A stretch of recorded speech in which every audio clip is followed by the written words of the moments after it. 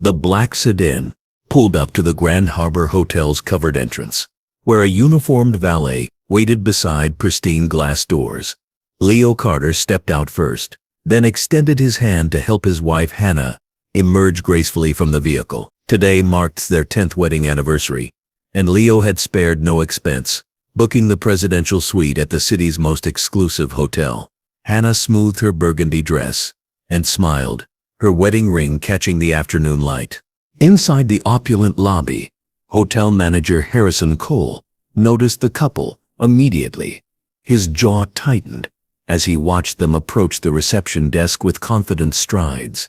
Crystal chandeliers cast dancing light across marble floors as other guests moved through the space in quiet luxury. In his 15 years managing high-end establishments, Cole had made it his personal mission to maintain what he called appropriate standards. He intercepted them before they reached the counter, his voice dripping with false politeness.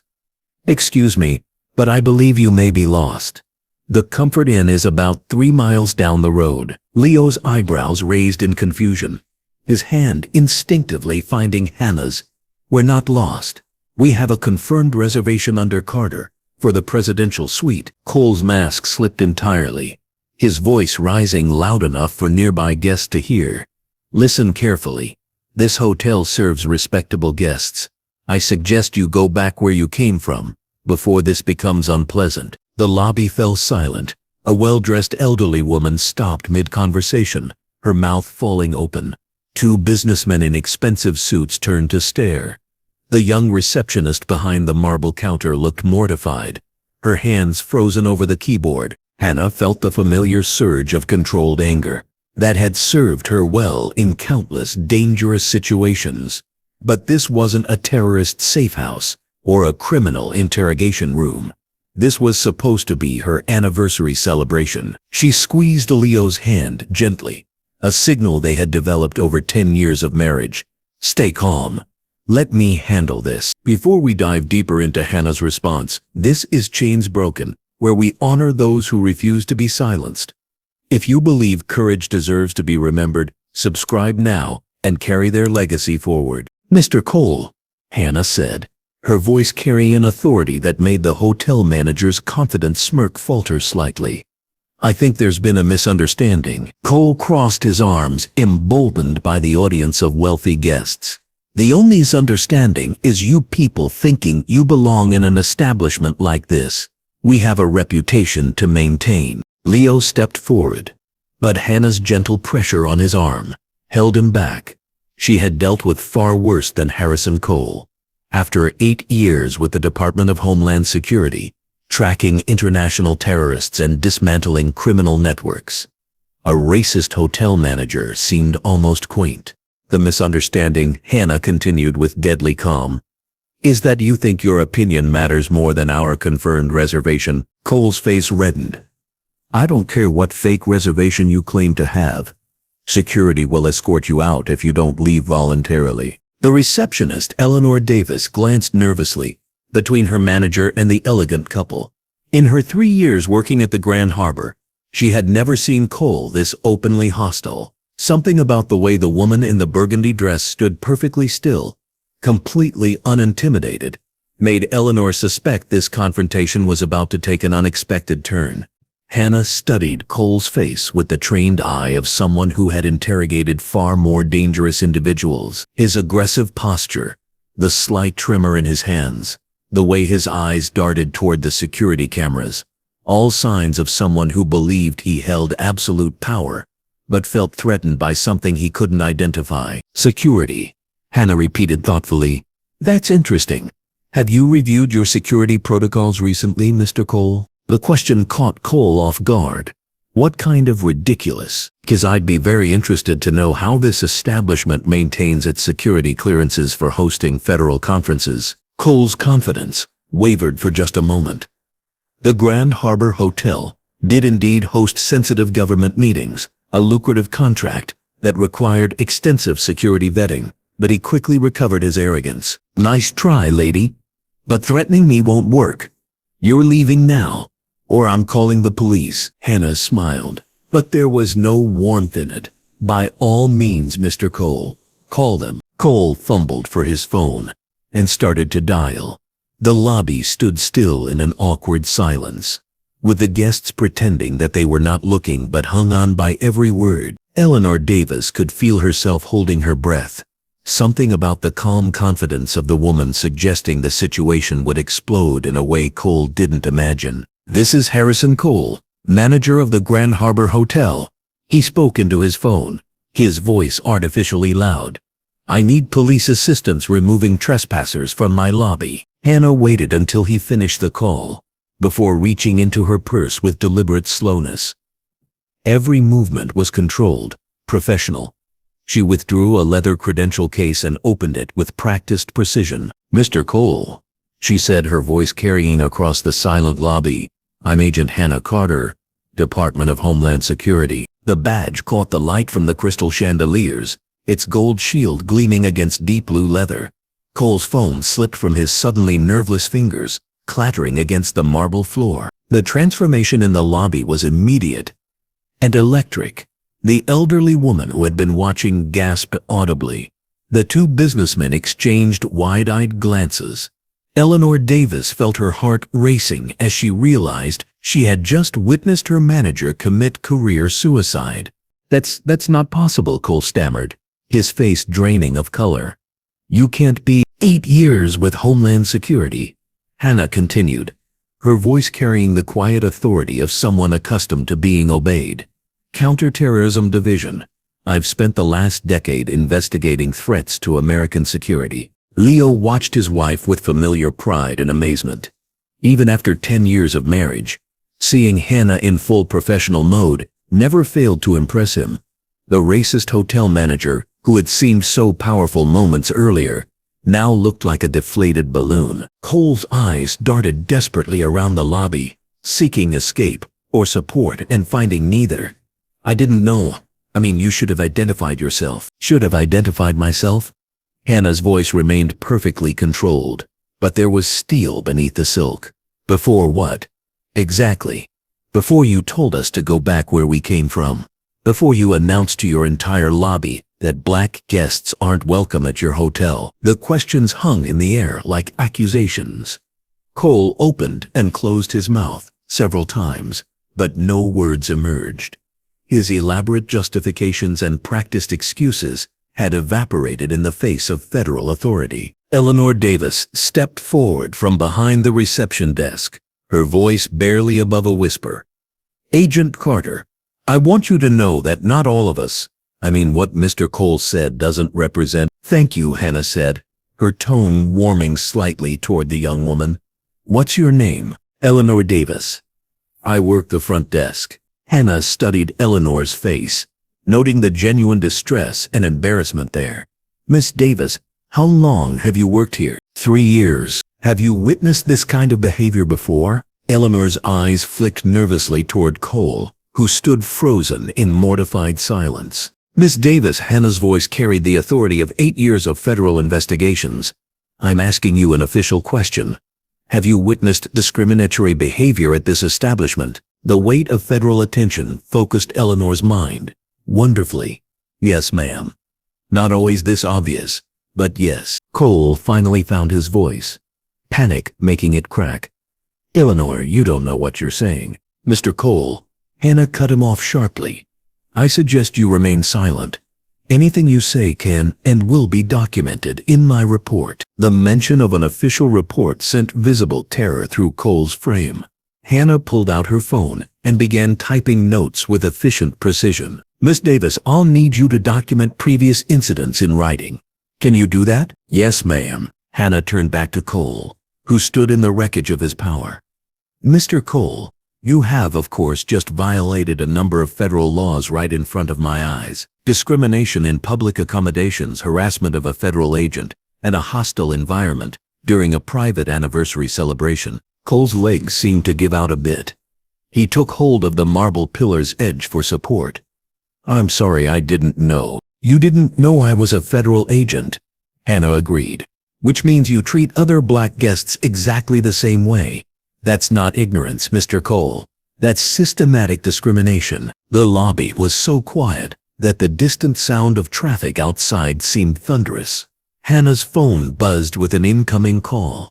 She glanced at the screen and saw Agent Julian Voss, her partner at Homeland Security. "Excuse me," she told the assembled group, then answered the call. "Agent Carter, Hannah. I just heard about a police call to your location. Everything okay?" Hannah looked directly at Cole as she responded. "Everything's fine, Julian. Just an educational moment about federal authority and civil rights. Need backup? Not yet. But I may have an interesting case developing here." As she ended the call, Hannah realized her professional instincts were triggering. Something about Cole's behavior, his immediate assumptions about appropriate guests, and his obvious comfort with discrimination suggested patterns that went beyond simple racism. In her experience, people this boldly prejudiced often had something much larger to hide. Cole watched her face and seemed to recognize that his problems were just beginning. Anna slipped her badge back into her purse, but her investigator's mind remained fully engaged. Something about Cole's immediate comfort with public discrimination suggested this wasn't his first offense. In her experience with Homeland Security, people who displayed such brazen prejudice often operated within systems that protected and enabled their behavior. "Mr. Cole," she said, her tone shifting to official business mode, "I'll need to speak with your general manager." Cole's face went ashen. "The GM is out of town until Monday. Then I'll need access to your guest services supervisor and head of security." "Security is. They're off duty right now." Hannah's trained eye caught the hesitation.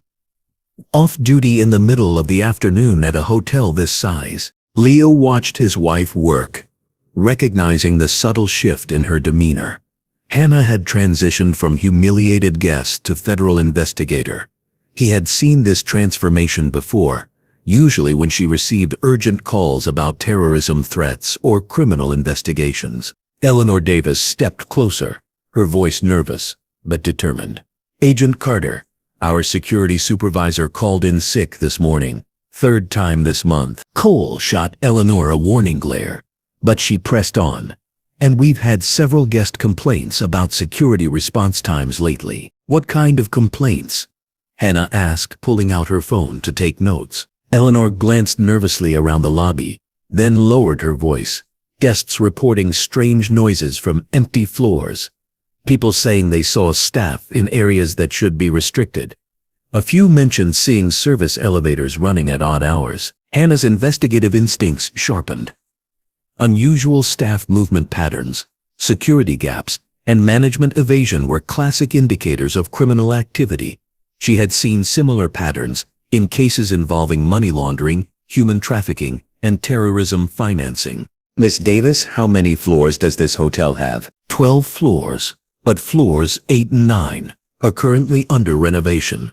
Guests aren't allowed up there. "How long has the renovation been going on?" Eleanor thought for a moment. "About 6 months, maybe longer." 6 months? Hannah's eyebrows rose.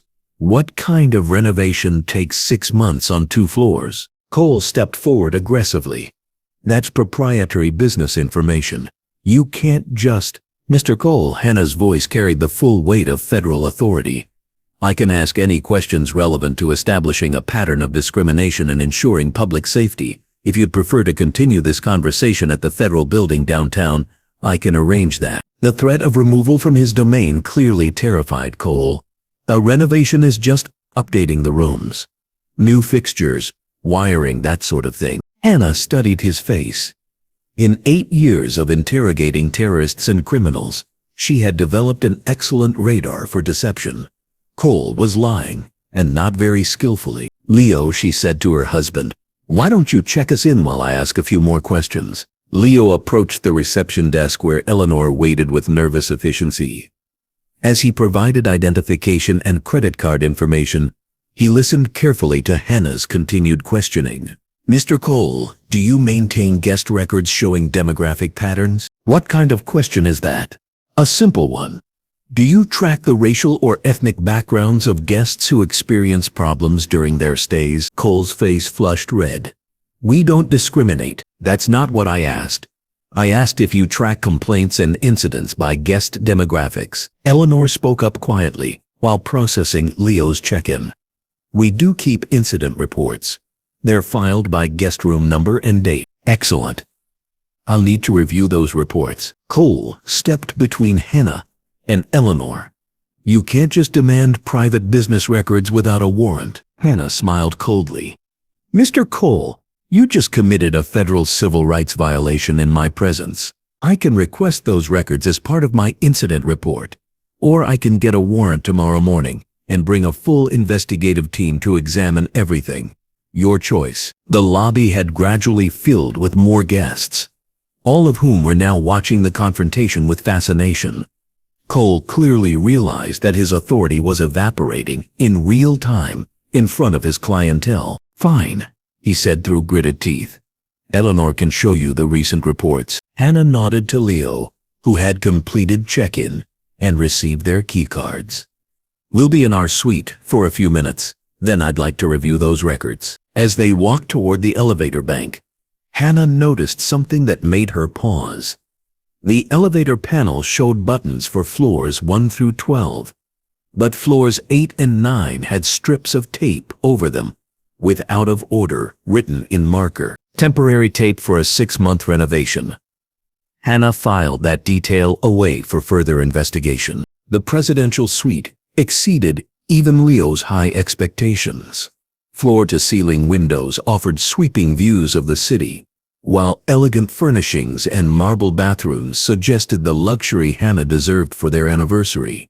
But Hannah barely noticed the accommodations. Her mind was processing the patterns she had observed in the lobby. Leo, something's not right about this place, she said, moving to the window and studying the hotel's exterior architecture. Leo loosened his tie and sat on the edge of the king-size bed. Besides the racist manager, Cole's behavior was too confident, too comfortable. People don't act that way unless they believe they're protected. Hannah pulled out her secure phone and dialed Agent Julian Voss. Her partner answered on the second ring. Julian, I need you to run a background check on the Grand Harbor Hotel. Federal contracts, security clearances, any criminal investigations. On your anniversary? Hannah, you're supposed to be relaxing. I'll relax after I figure out why a hotel manager thinks he can publicly discriminate against federal agents. She heard Julian typing in the background. Okay, running the search now. Anything specific I should look for? Financial irregularities, staffing problems, guest complaints. Also check if they've had any Homeland Security contracts or hosted any sensitive conferences. Give me 20 minutes. After ending the call, Hannah stood at the window studying the building's external structure. Something about the roof access and service areas seemed unusual, but she couldn't identify exactly what. Hannah, Leo said gently, I know that look. You're working. She turned to face her husband, seeing the mixture of understanding and disappointment in his eyes. I'm sorry, this was supposed to be our celebration. Leo stood and wrapped his arms around her. 10 years of marriage, and I've learned something important. When Hannah Carter's investigative instincts kick in, there's usually a very good reason. You don't mind? Mind? I'm married to one of the most brilliant federal agents in the country. I'm proud of you. Hannah kissed him softly. I love you, and I promise, once I figure out what's happening here, we'll have our anniversary celebration. 20 minutes later, Julian called back with information that confirmed Hannah's suspicions. The Grand Harbor Hotel has been flagged by 3 different federal agencies in the past 2 years, he reported. Treasury had concerns about cash transaction patterns. DEA received tips about unusual guest activity, and immigration has been watching them for possible human trafficking connections. Hannah felt her pulse quicken. Any active investigations? Nothing official. Each agency noted concerns but didn't have enough evidence to proceed. What about the ownership? Registered to a shell company based in Delaware. Real ownership is buried behind multiple layers of legal entities. Hannah began pacing the suite, her mind assembling pieces of a larger puzzle. Julian, I want you to contact Detective Lena Finley with the local police. Tell her I may need assistance with a federal investigation. How serious are we talking? Potentially very serious. I'm going to do some preliminary reconnaissance tonight. After ending the call, Hannah changed from her burgundy dress into black jeans, a dark sweater, and comfortable shoes. Leo watched her transformation with familiar recognition. "You're going exploring. I need to see those renovation floors. 6 months is too long for simple updates, and the elevator restrictions are suspicious." Leo stood up. "I'm coming with you." "Absolutely not. If I'm right about what's happening here, it could be dangerous." "Hannah, we've been married for 10 years. I've never tried to stop you from doing your job, but I'm not letting you investigate a potential criminal operation alone." Hannah considered arguing, but she knew that determined expression on Leo's face. "Stay behind me, do exactly what I say, and if anything goes wrong, you run. Understood?" "Understood." They vacated their suite and went to the 7th floor via lift.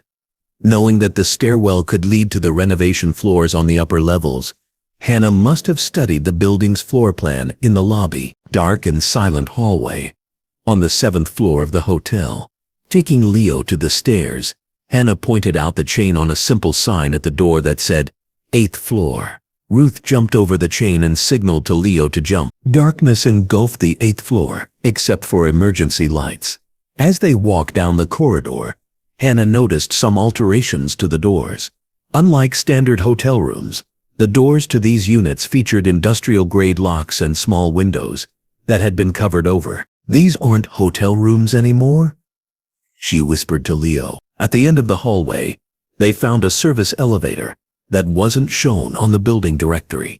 Hannah pressed the call button, and when the elevator arrived, she saw that it had access to a basement level not indicated on any floor plan. "Leo, this building has been modified for something other than hotel operations." As they stepped into the elevator, Hannah realized their anniversary celebration had just become a federal investigation into what appeared to be a major criminal enterprise operating beneath the surface of the Grand Harbor Hotel. Hannah pushed the basement button on the Secret Service elevator, her hand going to the space where her service weapon would be.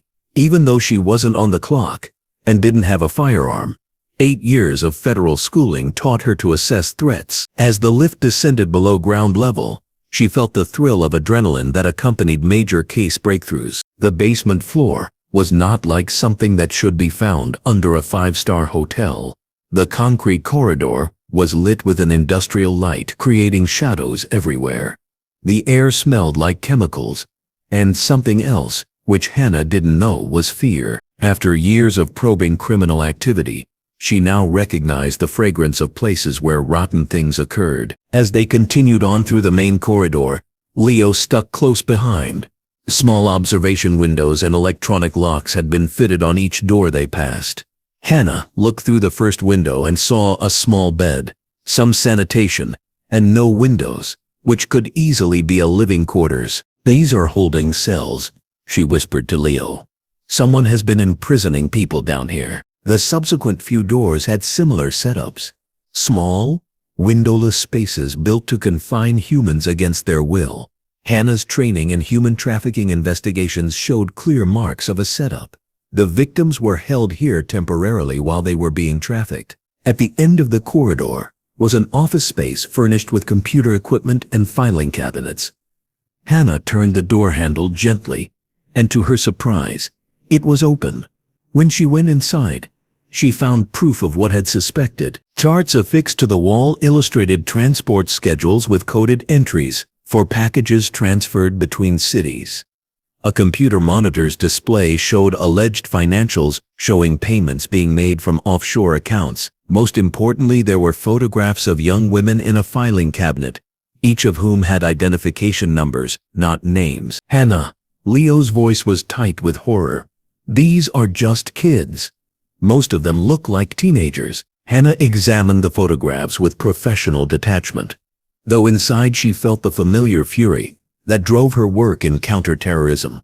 These weren't just statistics or case files. These were real people who had been reduced to merchandise in Cole's criminal operation. "Leo, take pictures of everything with your phone.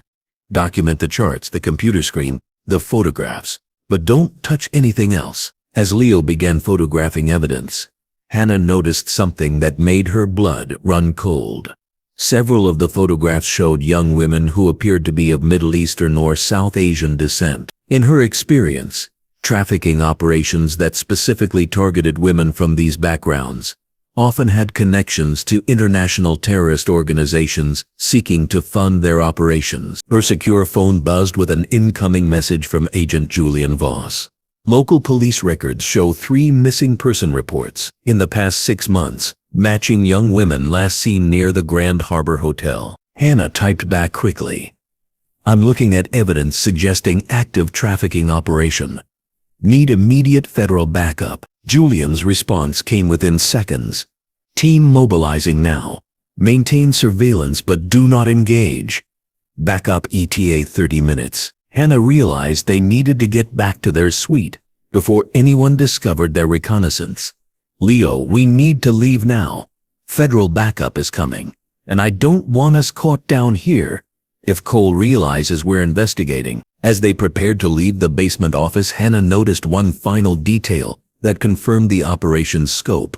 A shipping manifest showed regular deliveries to addresses in 6 different states, with dates corresponding to major trafficking corridors she had studied in previous investigations. Cole wasn't just running a local discrimination scheme. He was operating a major hub in an interstate criminal network. Back in their presidential suite, Hannah immediately began coordinating with federal resources, while Leo ordered room service to maintain their cover as anniversary guests. Her secure phone showed multiple incoming calls from Agent Julian Voss, Detective Lena Finley, and her direct supervisor at Homeland Security. Julian, what's our tactical situation?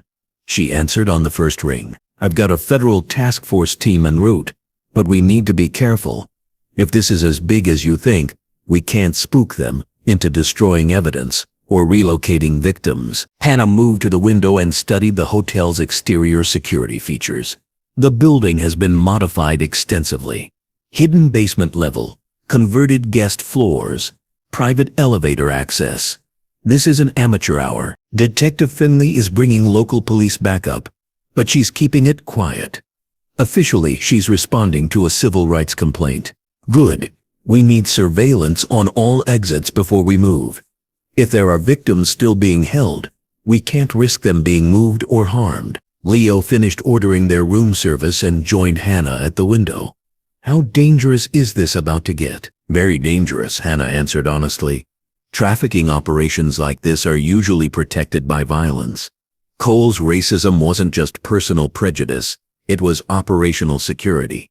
He targets black guests because he assumes we won't be believed if we report suspicious activity. Her phone rang again. This time, showing an unknown local number. Hannah answered cautiously. Agent Carter? This is Eleanor Davis from the front desk. I'm calling from my personal phone. Miss Davis, what can I do for you? Eleanor's voice was nervous but determined. I think you should know something. After you left the lobby, Mr. Cole made several phone calls. He seemed very upset and kept mentioning someone called the Supplier. Hannah's pulse quickened. What exactly did he say? He said the Supplier needs to know we have federal attention and something about moving the packages early. I didn't understand what he meant, but it sounded important. Miss Davis, this is crucial. Are you somewhere safe? I'm in my car in the employee parking garage. I'm supposed to work until 11 tonight, but I'm scared to go back inside. Hannah made a quick decision. Stay where you are. Federal agents are en route to the hotel. Do not go back inside under any circumstances. After ending the call, Hannah immediately contacted Julian. Cole is moving victims tonight. We need to accelerate the timeline. How soon? Now. If he relocates the operation, we may never find these women again. Hannah could hear vehicles and radio chatter in the background of Julian's call. Task force is 3 minutes out. Detective Finley has unmarked units covering all street exits. We're going to set up a perimeter and move in simultaneously. What about the victims? If they're being held in those basement cells, Cole might panic and hurt them. That's why we're moving fast. Hannah, I need you and Leo to stay in your suite until we secure the building. Hannah looked at her husband, seeing the mixture of worry and pride in his eyes. Julian, I'm not sitting this out. I discovered the operation. I know the layout. And I have 8 years of experience with trafficking rescues. Hannah, those women down there have been reduced to numbered photographs. I'm not letting bureaucracy slow down their rescue. After a pause, Julian responded, "Okay, but you stay with the tactical team. No solo operations." Hannah ended the call and turned to Leo. "The federal team is here. This is about to get very intense, very quickly." Leo took her hands in his. 10 years ago, I married someone who dedicates her life to protecting people from monsters. Go save those women. I'll be right here when you get back." Hannah kissed him deeply. "This isn't how I planned to spend our anniversary." "It's exactly how I hoped to spend it," Leo replied, "watching my wife save lives." As the federal vehicles pulled up at the Grand Harbor Hotel, Hannah understood that Cole's racist encounter had just unveiled one of the biggest human trafficking operations she had ever seen. Their anniversary celebration became the first step in a federal investigation that would cripple an interstate criminal network and save the lives of women who had been forgotten by everyone, except for the criminals looking to cut off their misery. The elevator rang that told someone is coming to their floor. Hannah moved towards the door and looked through the peephole. She saw Agent Julian Voss and a tactical team. The time had come to destroy Harrison Cole and his empire of crime. Agent Julian Voss entered the presidential suite with 3 tactical agents, their body armor and weapons creating a stark contrast to the luxury surroundings. Hannah immediately briefed them on the basement layout, while Leo provided the photographs he had taken of the criminal evidence. 12 holding cells, most recently occupied, based on the conditions, Hannah reported, with clinical precision. Computer records showing interstate transportation schedules and offshore financial transfers. This operation has been running for at least 18 months. Julian studied the photographs on Leo's phone.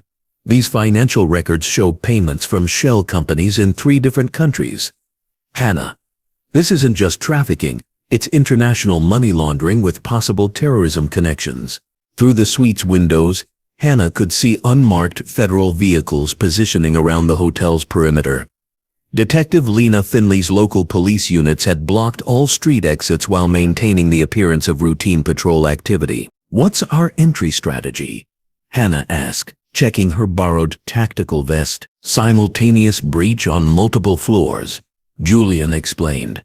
"Primary team takes the basement to secure any remaining victims. Secondary team secures Cole and his staff. Forensics team documents everything for federal prosecution." Hannah's secure phone buzzed with an urgent message from Homeland Security headquarters. "Additional intelligence. Grand Harbor Hotel has been flagged by international partners. Similar operations in Montreal and Mexico City were connected to the same financial networks." "Julian, this is bigger than interstate trafficking," Hannah said, showing him the message. "We're looking at an international criminal enterprise using American hotels as operational hubs." Before Julian could respond, Eleanor Davis called Hannah's phone from the parking garage. "Agent Carter, something's happening." 3 SUVs with tinted windows just arrived at the employee entrance. Men in expensive suits are going directly to Mr. Cole's office. "How many men?" "At least 6. They look professional. Dangerous." Hannah exchanged glances with Julian. "Suppliers arriving for an emergency meeting. Cole must have called them when he realized federal attention was focused on the hotel." Julian spoke into his radio. "All units, accelerate timeline. Subjects of interest are consolidating at target location. Move to breach positions now." Hannah moved to the window and used binoculars to observe the employee entrance. The 3 SUVs were parked in positions that would allow rapid departure, and she could see armed security personnel maintaining perimeter watch. These weren't low-level criminals. They were professionals operating with military precision. "Leo," she said to her husband, "you need to get to the lobby and evacuate any innocent guests. If this turns into a firefight, we don't want civilians caught in the crossfire." Leo kissed her quickly. "Be careful. Those women down there are counting on you." As Leo left for the lobby, Hannah's phone rang with a call from her supervisor at Homeland Security. Agent Carter, I'm watching federal surveillance feeds of your location. We've identified 2 of the men who just arrived as known associates of international trafficking networks with terrorism connections. Which networks? Organizations we've been tracking for 3 years. They use trafficking profits to fund operations across North America and Europe. Hannah, if you can capture these suppliers alive, it could break open multiple international investigations. Hannah felt the familiar surge of purpose that drove her work in counterterrorism. Understood. Federal team is moving to secure the basement victims while we document the supplier meeting. Agent Carter, one more thing. The financial transfers you discovered show payments totaling over $4 million in the past 6 months.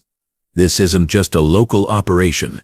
It's a major funding source for international criminal activity. Hannah ended the call and joined Julian's tactical team as they prepared to move. Through her earpiece, she could hear Detective Lena Finley coordinating with local emergency services to ensure ambulances and victim services personnel were standing by. All teams, this is Agent Voss.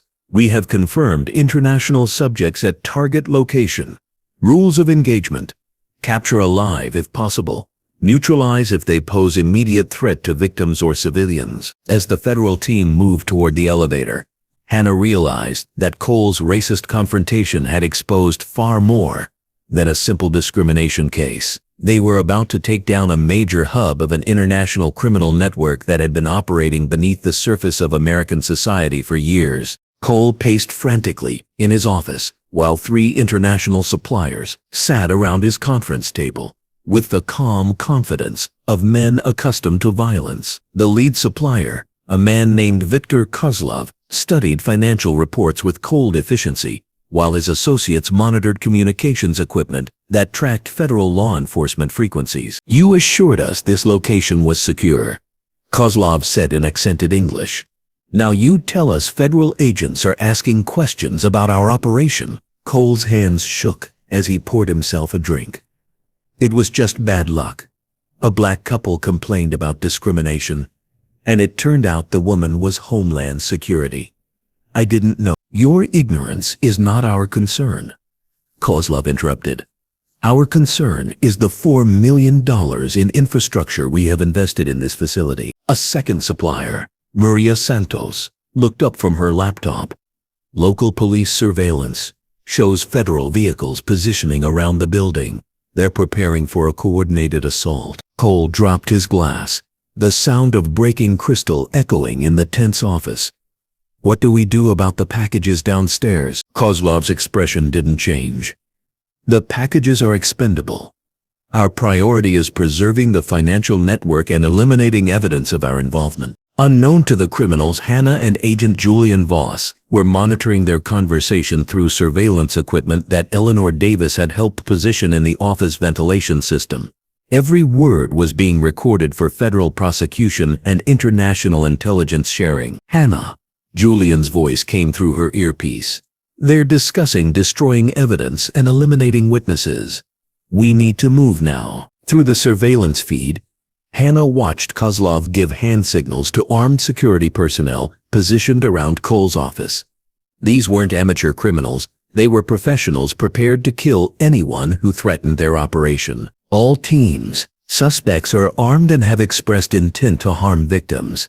Hannah radioed. Authorization to use necessary force to protect innocent lives. Detective Lena Finley's voice crackled through the radio. Local units have secured all street exits. No vehicles leaving the area. As federal tactical teams moved into position, Hannah realized the supplier's arrival had created both an opportunity and a major risk. If they could capture the international criminals alive, it would destroy a network that had terrorized victims across multiple countries. But if the suppliers decided to eliminate evidence by harming the trafficking victims, innocent women would die. Julian, I need to get to those basement cells before they decide to clean up loose ends, Hannah said. Negative. Tactical team handles victim extraction. Your job is documenting the supplier meeting for international prosecution. But Hannah had already made her decision. 8 years of federal training had taught her that sometimes agents had to choose between following orders and saving lives. Through the surveillance feed, she had seen Kozlov give orders to sanitize the facility, which in criminal terminology meant eliminating all witnesses. "Julian, they're moving to kill the victims now. I'm going to the basement."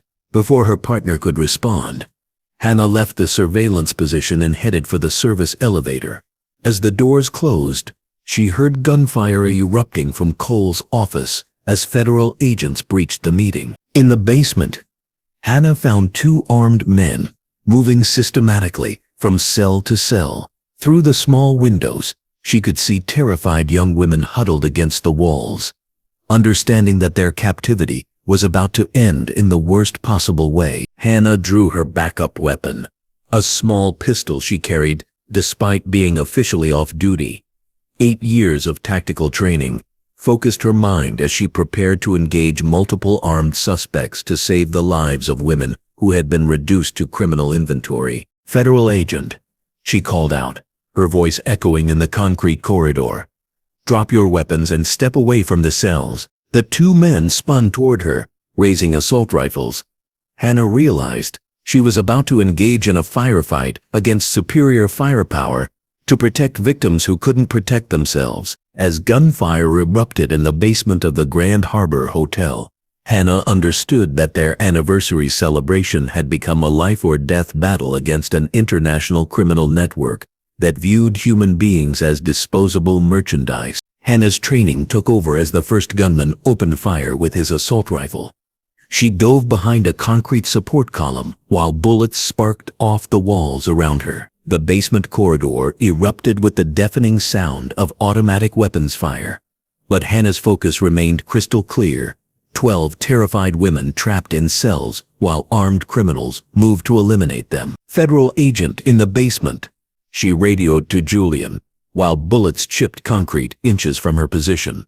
2 subjects with assault rifles moving to execute victims. Julian's voice crackled through her earpiece amid the sound of gunfire from Cole's office above. "Back up en route. Hold your position." Hannah peered around the column and saw one of the gunmen approaching the first holding cell with methodical precision. The terrified face of a young woman pressed against the small window, understanding that death was approaching her door. "Not on my watch," Hannah whispered, then called out loudly, "You're surrounded.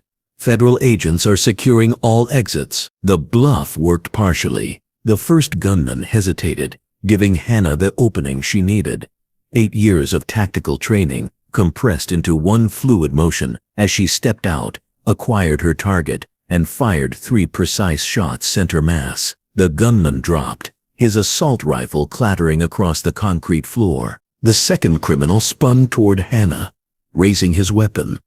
But as he prepared to fire, the service elevator doors opened behind him, and Agent Julian Voss emerged with 2 tactical agents in full combat gear. "Drop it," Julian commanded, his rifle trained on the remaining gunman. Trapped between Hannah and the Fed's tactical team, the criminal made the grave mistake of fighting them.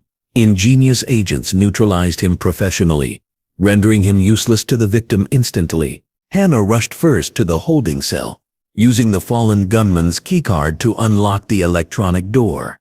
When she looked inside, she found a young woman named Sophia, probably not more than 19, cowering in the corner with eyes filled with terror. "My name is Hannah Carter," she said gently, holstering her weapon. "I'm a federal agent. You're safe now." Sophia spoke in halting English with a thick accent. They said, no one would ever find us." Hannah helped Sophia to her feet, noting the bruises on her arms and the hollow look of someone who had endured weeks of captivity. "How many of you are there?" 11, Sophia whispered. "They took Maria yesterday, said she was going to California." Julian and his tactical team were systematically unlocking the remaining cells. Each door revealed another young woman, most appearing to be between 16 and 25 years old, representing at least 6 different countries based on their appearance and languages. "Ah," Julian called out, "we need medical teams down here immediately." Several victims appear to need urgent care. Detective Lena Finley's voice came through the radio. Ambulances standing by at all entrances. Emergency medical teams ready to deploy as Hannah helped victims from their cells. She began documenting crucial intelligence for the ongoing investigation. The women had been trafficked from Eastern Europe, Central America, and Southeast Asia through a sophisticated network that had transported them across multiple international borders before bringing them to the Grand Harbor Hotel. "Sophia, can you tell me how you got here?" Hannah asked gently, while medical technicians began arriving via the service elevator. "They promised me work in America," Sophia explained, accepting a blanket from an EMT. "Good job, safe place to live. But they took our passports at the airport and brought us here." "How long have you been here?" 3 weeks. Every few days, they take someone away. The others never come back. Hannah felt the familiar cold fury that drove her counterterrorism work. These women had been deceived, imprisoned, and sold like merchandise by criminals who viewed human suffering as a profitable business opportunity. Agent Carter, one of the tactical medics, approached her. "We have one victim who needs immediate hospital transport. Appears to be suffering from malnutrition and possible internal injuries." "Do whatever you need to do," Hannah replied.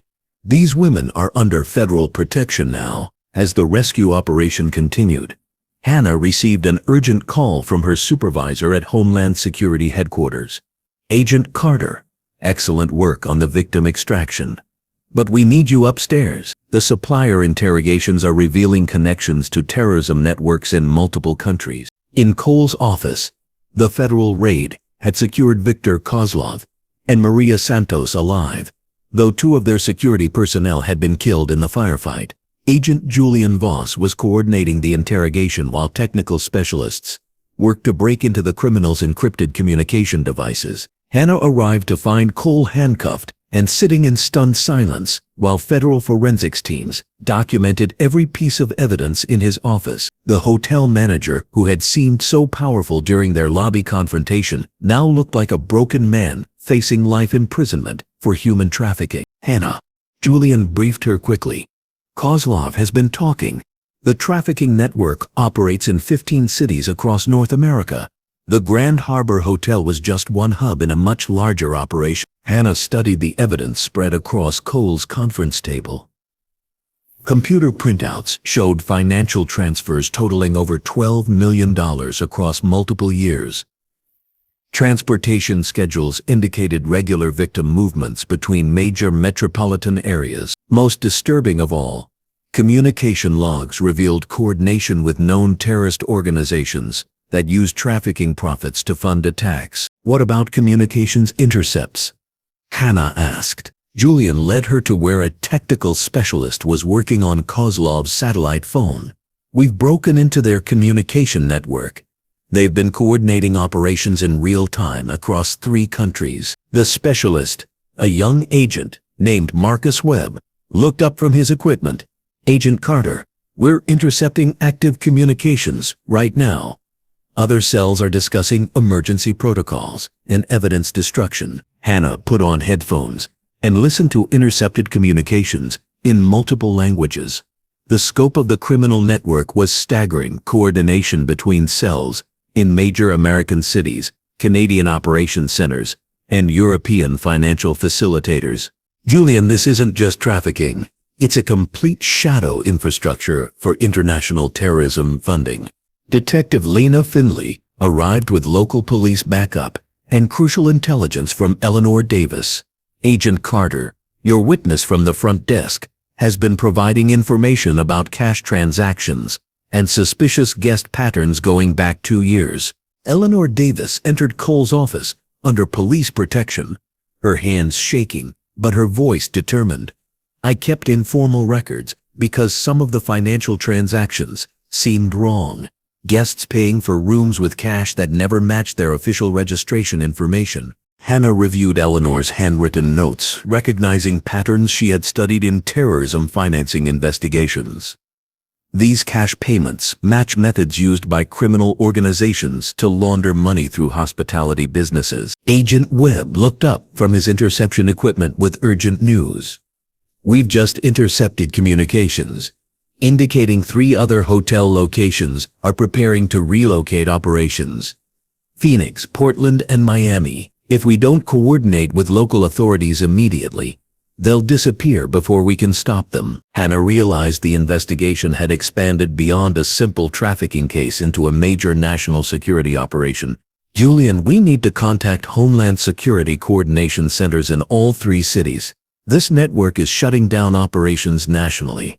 Already in progress, Julian replied. Federal teams are being deployed to all known locations. Cole suddenly spoke from his handcuffed position, his voice desperate.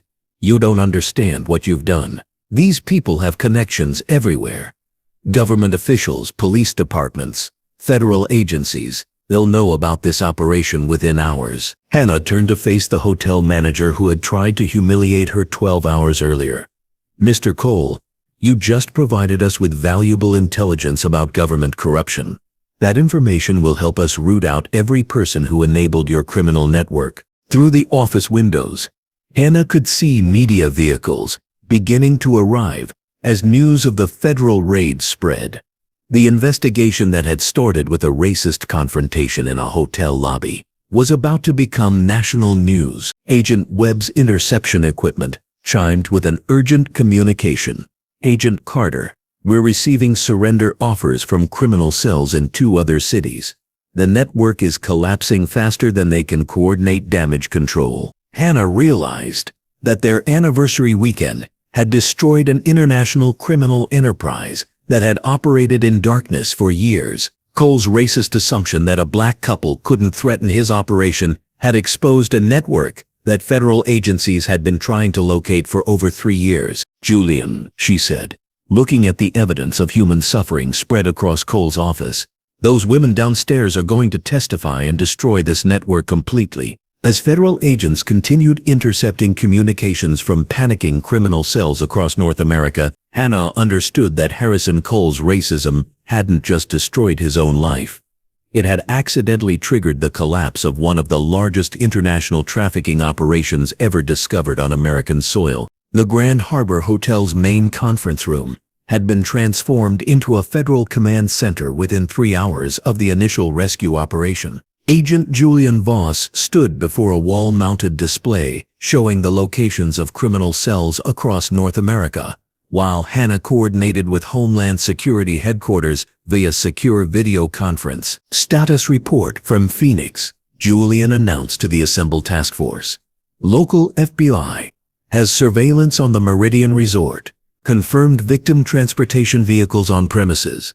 Raid coordinated for simultaneous execution with our operation here. Detective Lena Finley reviewed intelligence reports from her local police network. Portland and Miami teams report similar findings. We're looking at a coordinated network shutdown across 4 major metropolitan areas. Hannah studied financial records recovered from Cole's office, while Sophia, the rescued trafficking victim, provided crucial intelligence under the protection of victim services advocates. Sophia, you mentioned they moved women between different cities.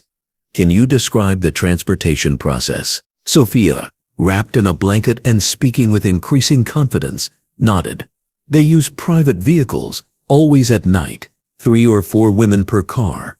They give us drugs to keep us quiet. Tell us if we try to escape, they'll hurt our families back home. Agent Marcus Webb, the communications specialist, looked up from his interception equipment.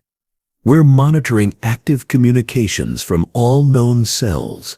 The network is trying to evacuate operations before federal teams can coordinate simultaneous raids. Hannah's supervisor at Homeland Security appeared on the secure video screen.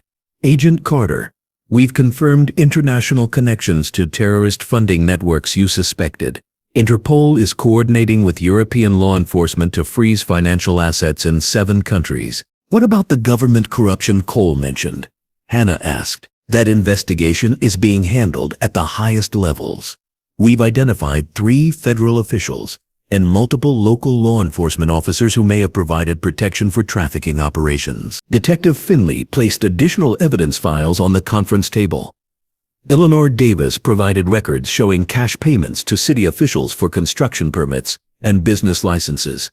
The corruption extends beyond law enforcement into municipal government. Julian reviewed the operational timeline while federal agents from 4 cities participated via secure communications. All teams report readiness for simultaneous raids. Target locations confirmed. Victim extraction teams standing by. Medical support coordinated. Hannah realized the scope of the operation had grown far beyond anything she had imagined when Cole first confronted them in the hotel lobby. Julian, how many victims are we expecting to rescue across all locations? Conservative estimate is 45 to 50 women and girls. Phoenix reports the largest operation with potential for 20 victims. Portland and Miami appear to be smaller transit hubs. Sophia spoke up from her protected position. Agent Carter, there's something else you should know. They talked about a shipment coming from overseas next week.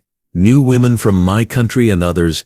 If you don't stop them completely, they'll just start again somewhere else. Hannah felt the familiar determination that drove her counterterrorism work. Sophia, that information helps us understand the international timing. We're not just shutting down current operations. We're disrupting future trafficking that would enslave more women. Agent Webb received an urgent communication through his earpiece. All teams, we've intercepted communications indicating the network is attempting to relocate operations to secondary locations. Window for simultaneous raids is closing rapidly. Julian activated the command frequency, connecting all federal teams. This is Agent Voss, Grand Harbor Command. All teams report final readiness status. Phoenix team, ready. Tactical units in position. Portland team, ready. Local police perimeter established. Miami team ready. Coast Guard standing by for potential water escape routes. Hannah reviewed the final operational checklist while thinking about the 11 women they had already rescued from the Grand Harbor basement. Each victim represented someone's daughter, sister, or friend who had been reduced to criminal merchandise by the network they were about to destroy. Julian, what about witness protection for the victims who agree to testify? Federal witness protection protocols are already in place. These women will have new identities and complete protection while we prosecute the network. Detective Finley received an update from her local police coordination center. All Grand Harbor Hotel guests have been evacuated and relocated to alternative accommodations. The building is secured for federal evidence processing as the federal task force prepared to execute simultaneous raids across 4 cities. Hannah realized that Cole's racist confrontation had accidentally exposed the largest human trafficking network ever discovered on American soil. The anniversary celebration that was supposed to be a private romantic weekend had become a national security operation that would save dozens of lives and destroy an international criminal enterprise. At exactly 11:47 p.m. Eastern Time, federal teams across 4 cities launched coordinated raids against the trafficking network's remaining operations. Hannah monitored communications while Agent Julian Voss directed the Grand Harbor Hotel's final evidence collection phase. Phoenix team, breach in progress. Came the first report through secure communications.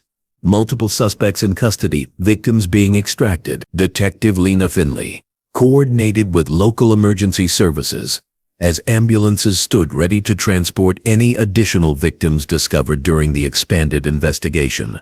All medical teams report readiness for victim care across all locations. Hannah watched surveillance feeds from the Phoenix operation, where federal agents were liberating women from conditions similar to what they had found in the Grand Harbor basement.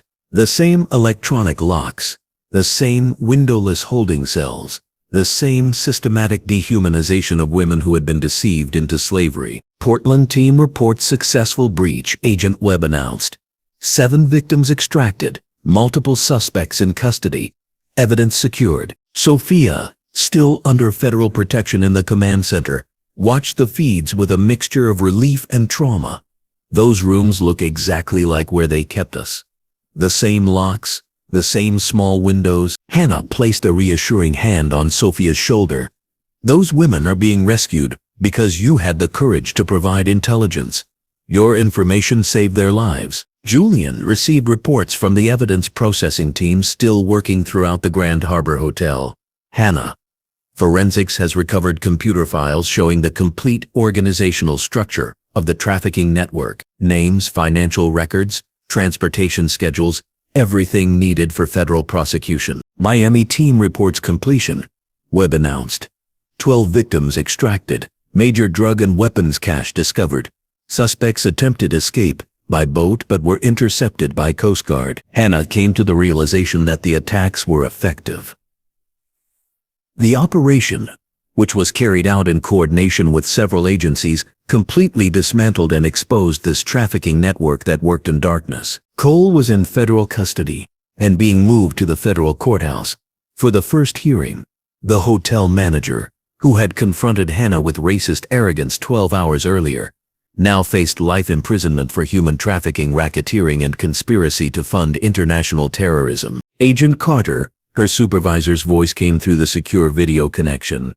Final casualty and rescue reports are coming in.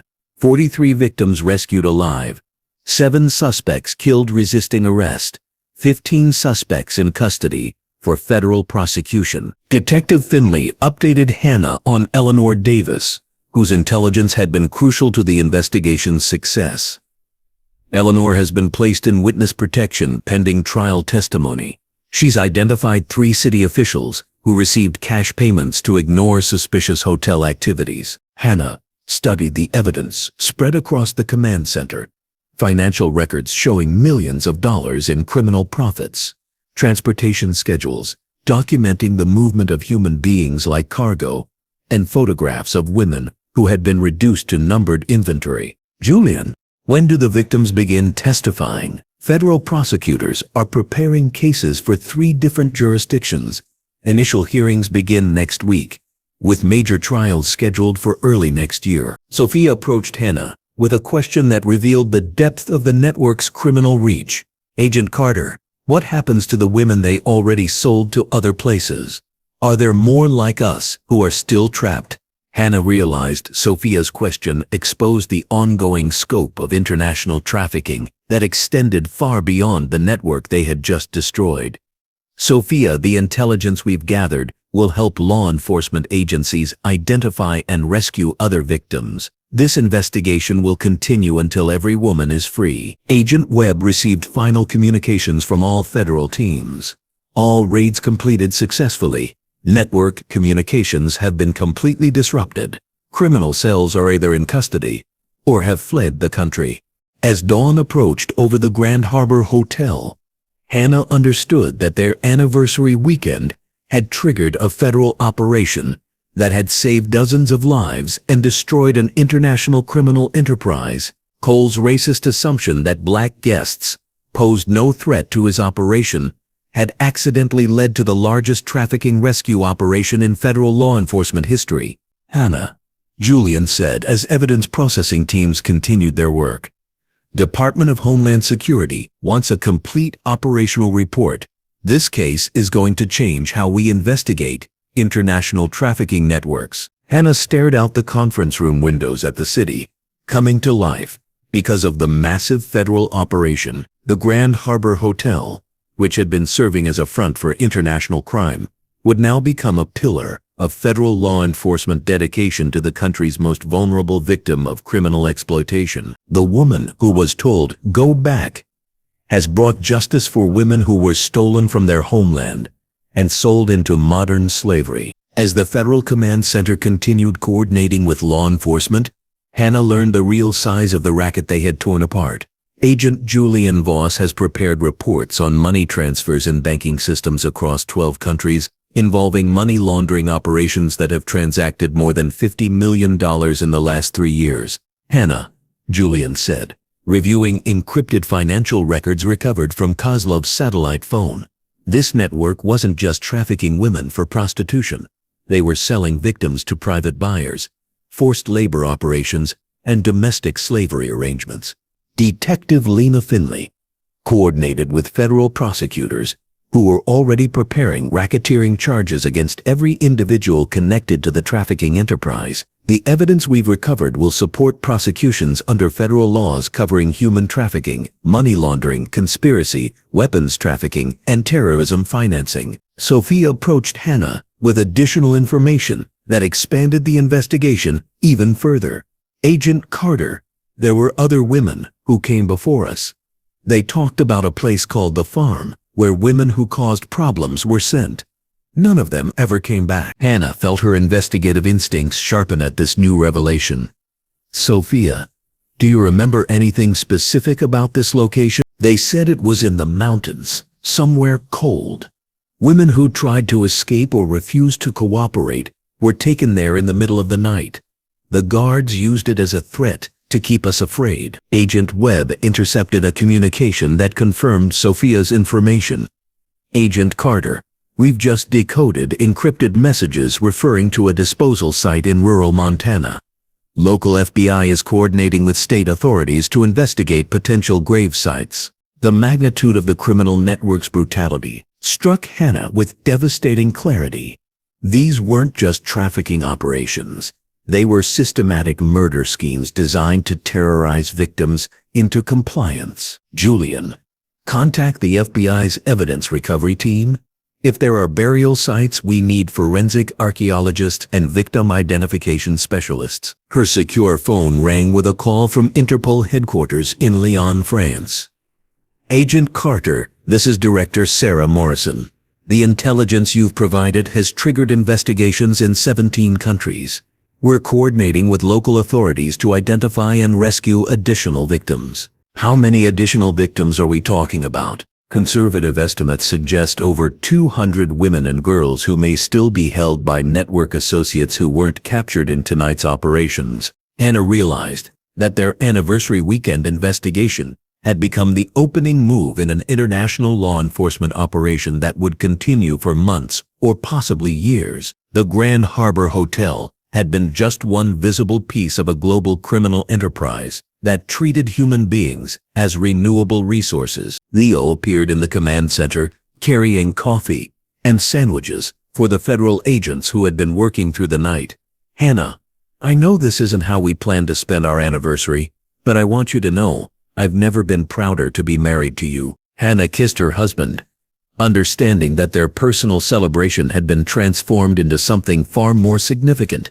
Leo, 43 women are alive tonight because you supported me when I chose to investigate instead of ignoring what we saw. Detective Finley received an update from the local hospital, where trafficking victims were receiving medical treatment. All rescued victims are stable. Medical teams have documented evidence of systematic abuse, malnutrition, and psychological trauma. Several victims are requesting to speak with Agent Carter personally. As the sun rose over the city, federal evidence processing teams continued documenting the criminal enterprise that had operated beneath the surface of legitimate business. The Grand Harbor Hotel's luxury facade had concealed a nightmare of human suffering that extended across international borders.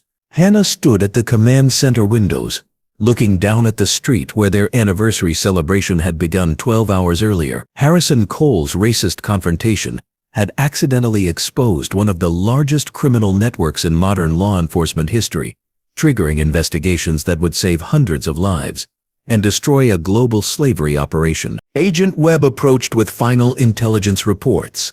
Agent Carter, we've identified 17 additional hotel properties in North America that may be connected to the network. Federal teams are being deployed for investigation and potential raids. Hannah realized their work was just beginning. The anniversary weekend that started with discrimination and humiliation had become the foundation for the largest international trafficking investigation in federal law enforcement history. Cole's assumption that a black couple posed no threat to his criminal operation had proven to be the most catastrophic miscalculation of his life. The federal detention facility's interrogation room was stark and windowless. Designed to break the resolve of hardened criminals, Victor Kozlov sat handcuffed to a metal table, his expensive suit replaced with orange prison clothing, while Hannah and Agent Julian Voss prepared to extract information about the trafficking network's complete structure. Mr. Kozlov, Hannah began, her voice carrying the quiet authority of 8 years in federal law enforcement. You're facing federal charges that carry a mandatory life sentence: human trafficking, racketeering, conspiracy to fund terrorism, and murder. Kozlov remained silent, his cold eyes studying Hannah with the calculating gaze of someone accustomed to violence. But Hannah had interrogated far more dangerous individuals during her counterterrorism career. We've already frozen $17 million in assets connected to your organization, Julian added, placing financial records on the table. Bank accounts in Switzerland, the Cayman Islands, and Luxembourg. Money laundering operations that funded terrorist activities across 3 continents. Kozlov spoke for the first time, his accented English precise despite his circumstances. You understand nothing about the forces you're dealing with. This organization has operated for decades with protection from people you cannot imagine. Hannah leaned forward, recognizing the psychological manipulation tactics used by international criminals. Mr. Kozlov, we've rescued 43 victims from your trafficking network. Each one will testify about the systematic brutality they endure. No political protection can overcome that evidence. Detective Lena Finley entered the interrogation room with additional evidence recovered from the Grand Harbor Hotel's hidden basement operations. Mr. Kozlov, we've also recovered video recordings of your organization's activities: murder, torture, and sexual assault, documented in your own surveillance system. The revelation clearly shocked Kozlov, whose confident demeanor cracked slightly. Those recordings were supposed to be destroyed immediately. Julian exchanged a meaningful glance with Hannah. Supposed to be destroyed by whom? Who gave those orders? Kozlov realized his mistake too late. He had just confirmed the existence of higher-level criminal coordination within the trafficking network. Hannah pressed the advantage. Mr. Kozlov, your organization kept detailed records because someone above you required documentation. Who was receiving those reports? The interrogation was interrupted by Agent Marcus Webb, who entered with urgent intelligence from Communications Interception. Agent Carter, we've just intercepted communications from Maria Santos in the adjacent interrogation room. She's offering to cooperate in exchange for witness protection. Hannah made a strategic decision. Mr. Kozlov, your partner is already providing information about the network's leadership structure.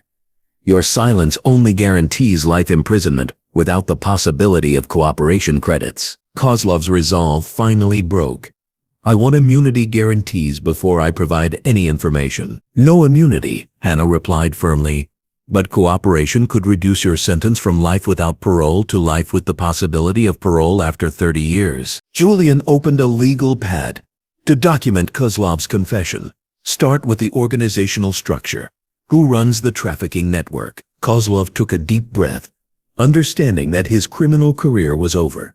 The network is controlled by a council of 5 individuals, 2 in the United States, 1 in Canada, 1 in Mexico, and 1 in Eastern Europe. Names, Hannah demanded. American operations are coordinated by Alexander Morrison in Chicago and Catherine Sterling in Los Angeles. Canadian operations run through Montreal under Thomas Chen. Mexico City coordination through Maria Rodriguez. Eastern European operations managed from Prague by my supervisor, Dmitry Volkov. Detective Finley documented every name while Agent Webb prepared to transmit the intelligence to federal agencies in each location. Mr. Kozlov, how many trafficking locations are currently operational? 23 facilities across North America. Hotels, warehouses, private residences, and farms used for disposal of non-compliant victims. Hannah felt the familiar cold fury that drove her counterterrorism work. How many women have been killed by your organization? Kozlov's voice became barely audible.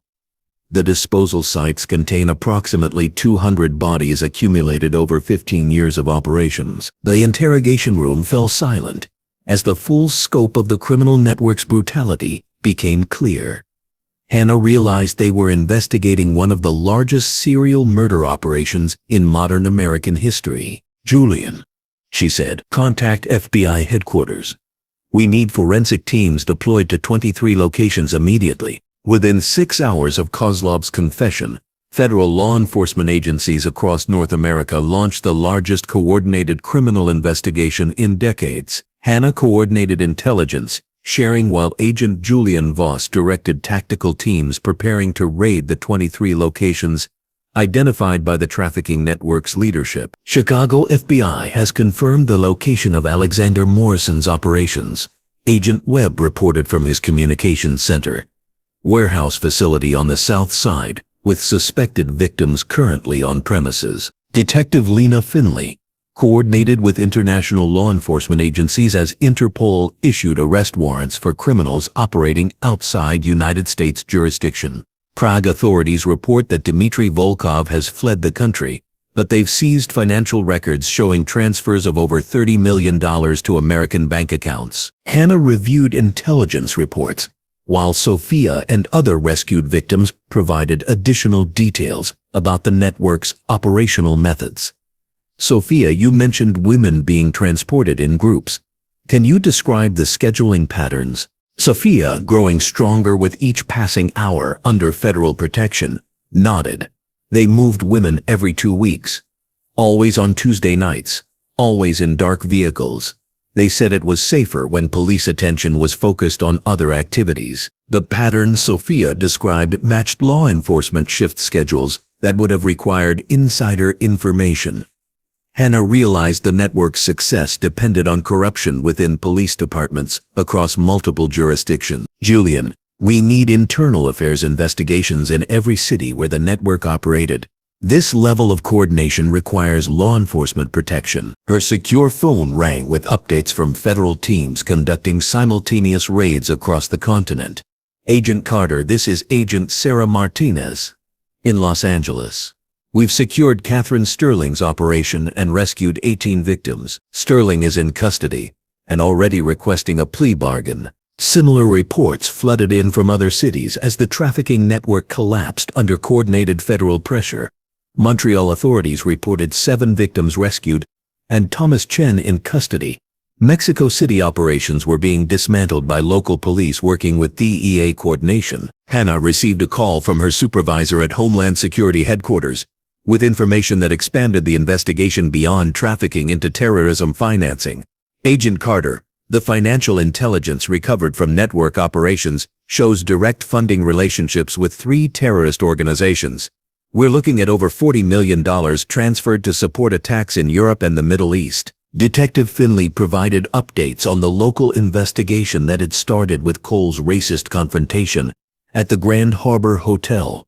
Hannah, forensic teams have processed every piece of evidence from the hotel. We've documented systematic financial crimes, human trafficking operations, and evidence of at least 15 murders committed on the premises. Eleanor Davis, the hotel desk clerk, whose intelligence had been crucial to exposing the network, was being prepared for witness testimony under federal protection. Agent Carter.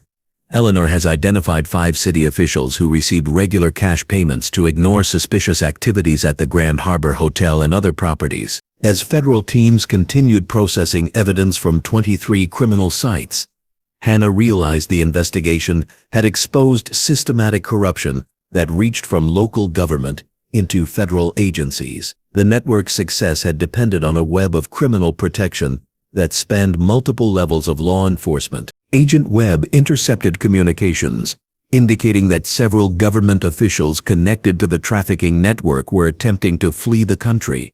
Agent Carter, we've got federal judges, police chiefs, and city council members trying to board international flights. Immigration authorities are being notified to prevent departures. Hannah studied the organizational chart that emerged from the interrogations and evidence recovery. The trafficking network had operated with the sophistication of a multinational corporation, complete with financial management, transportation logistics, security operations, and government relations divisions. Julian, this isn't just a criminal enterprise.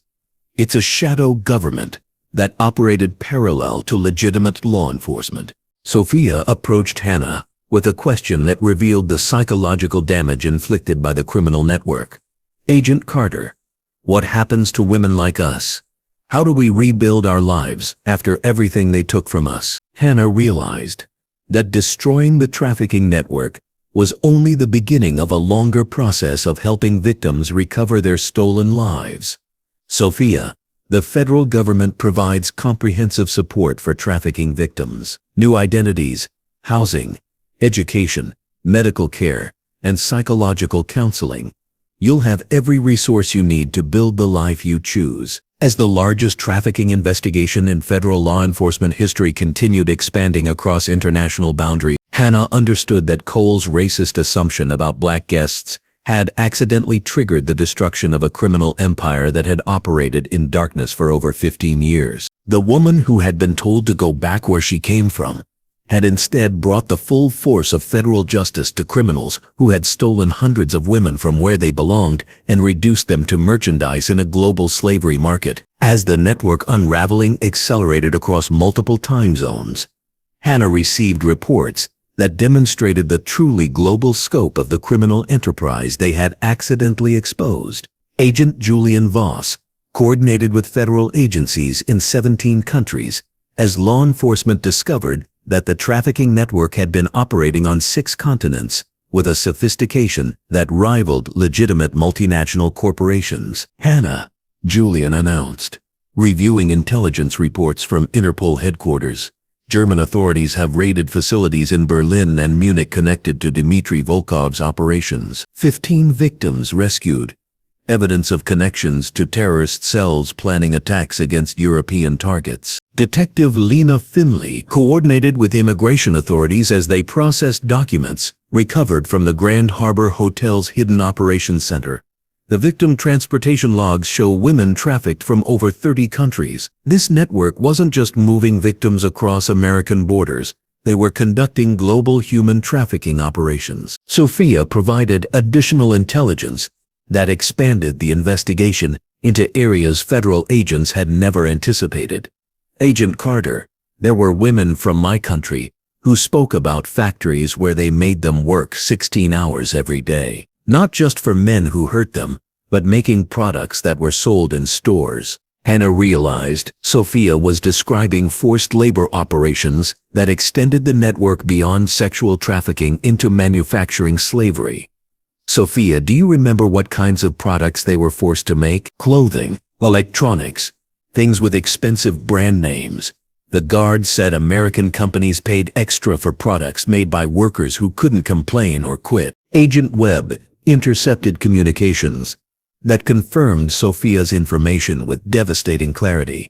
Agent Carter, we've just decoded messages referencing manufacturing contracts with 12 major American corporations. This network wasn't just trafficking women. They were operating slavery-based production facilities. Hannah felt her investigative instincts expand as she grasped the full scope of corporate complicity in the trafficking network. Julian, we need to contact the Securities and Exchange Commission. If major corporations were knowingly using slave labor, we're looking at securities fraud and corporate criminal conspiracy charges. Her secure phone rang with an update from Agent Sarah Martinez in Los Angeles, where Catherine Sterling's interrogation was revealing additional layers of the criminal enterprise. Agent Carter, Sterling is providing information about political protection networks that reach into Congress. She's naming federal legislators who received campaign contributions in exchange for limiting anti-trafficking enforcement. Detective Finley received reports from forensic teams that were processing evidence from the 23 facilities identified by Kozlov's confession. Hannah, preliminary examinations at the Montana disposal site have confirmed the presence of human remains. FBI forensic archaeologists estimate at least 40 bodies buried at that location alone. The magnitude of the systematic murder operation struck Hannah with devastating force. The trafficking network hadn't just enslaved women. They had created disposal systems for victims who became inconvenient to their criminal operation. Eleanor Davis, still under federal protection, provided additional evidence that connected the Grand Harbor Hotel's operations to the broader corporate complicity network. Agent Carter, the hotel's financial records show payments from companies that I recognized from news reports. Major fashion brands, electronics manufacturers, companies that market themselves as socially responsible. Hannah realized the investigation was expanding from criminal law enforcement into corporate accountability that would reshape entire industries. Eleanor will need you to testify before federal grand juries about those corporate payments. Your testimony could expose slavery connections that reach into the highest levels of American business. Agent Webb received communications indicating that the network's destruction was triggering panic reactions from criminal associates across the globe. We're intercepting communications from trafficking cells in 15 countries, attempting to relocate operations. European authorities report similar network collapses in London, Paris, and Rome. Julian coordinated with federal prosecutors who were preparing the largest human trafficking prosecution in American legal history. Hannah, the U.S. Attorney's Office estimates we'll need over 200 federal prosecutors to handle all the cases emerging from this investigation. Charges ranging from human trafficking to corporate conspiracy to terrorism financing. Hannah studied intelligence reports showing the network's financial structure, which had moved over $100 million through legitimate banking systems over the 15 years of operation. Julian, this network was laundering money through major American banks. We need Treasury Department financial crimes investigators to determine which institutions provided criminal facilitation. Sophia approached Hannah with information that revealed the psychological sophistication of the trafficking network's victim control methods. Agent Carter, they made videos of women being hurt and told us if we tried to escape, they would send the videos to our families. They said everyone would know what happened to us, and we could never go home. The revelation of systematic psychological torture added another dimension to the federal charges being prepared against the network's leadership. Hannah realized the criminals had developed methods to psychologically destroy victims even before selling them into slavery. Detective Finley coordinated with victim services agencies across multiple states as they prepared comprehensive support programs for the dozens of women rescued from trafficking operations. Hannah, we're establishing long-term care facilities in 6 cities to provide medical treatment, psychological counseling, education services, and job training for trafficking survivors. Agent Martinez called from Los Angeles with updates that expanded the investigation into entertainment industry connections. Agent Carter, Catherine Sterling, has revealed trafficking operations connected to adult film production company. Victims were forced to participate in violent pornography that was distributed internationally. Hannah coordinated with international law enforcement as they prepared to serve arrest warrants on criminal associates who had fled to countries without extradition treaties. Julian, Interpol is coordinating with law enforcement in countries where network leadership has sought refuge. We're looking at diplomatic pressure to secure extradition or local prosecution. The scope of international cooperation required to fully prosecute the trafficking network demonstrated the global impact of the criminal enterprise that Cole's racism had accidentally exposed. Hannah received reports of coordination between law enforcement agencies in 43 countries as they worked to dismantle every aspect of the trafficking operations. Agent Webb intercepted communications from government officials attempting to obstruct the expanding investigation. Agent Carter, we're monitoring attempts by federal and state officials to limit the scope of prosecution. Some of the corruption connections reach into agencies responsible for oversight of trafficking investigations. Hannah realized the investigation had uncovered systematic government corruption that threatened the integrity of law enforcement institutions. Agent Webb, document every communication indicating official obstruction. We'll need that evidence for public corruption prosecutions. As the largest trafficking investigation in modern history continued expanding across international boundaries, Hannah understood that their anniversary weekend had accidentally triggered investigations that would reshape law enforcement approaches to organized crime, corporate accountability, and government corruption. The network that had operated in darkness for 15 years was being systematically destroyed by the coordinated efforts of federal agencies whose existence the criminals had never anticipated. Sophia approached Hannah with a question that summarized the transformation occurring across multiple countries. Agent Carter, how many women like us will be free because of what happened this weekend? Hannah calculated the scope of ongoing rescue operations based on intelligence reports from coordinating agencies. Sophia, conservative estimates suggest over 500 women and girls will be rescued as law enforcement dismantles every facility connected to this network. But the investigation will also prevent thousands of future victims from being trafficked by destroying the criminal infrastructure.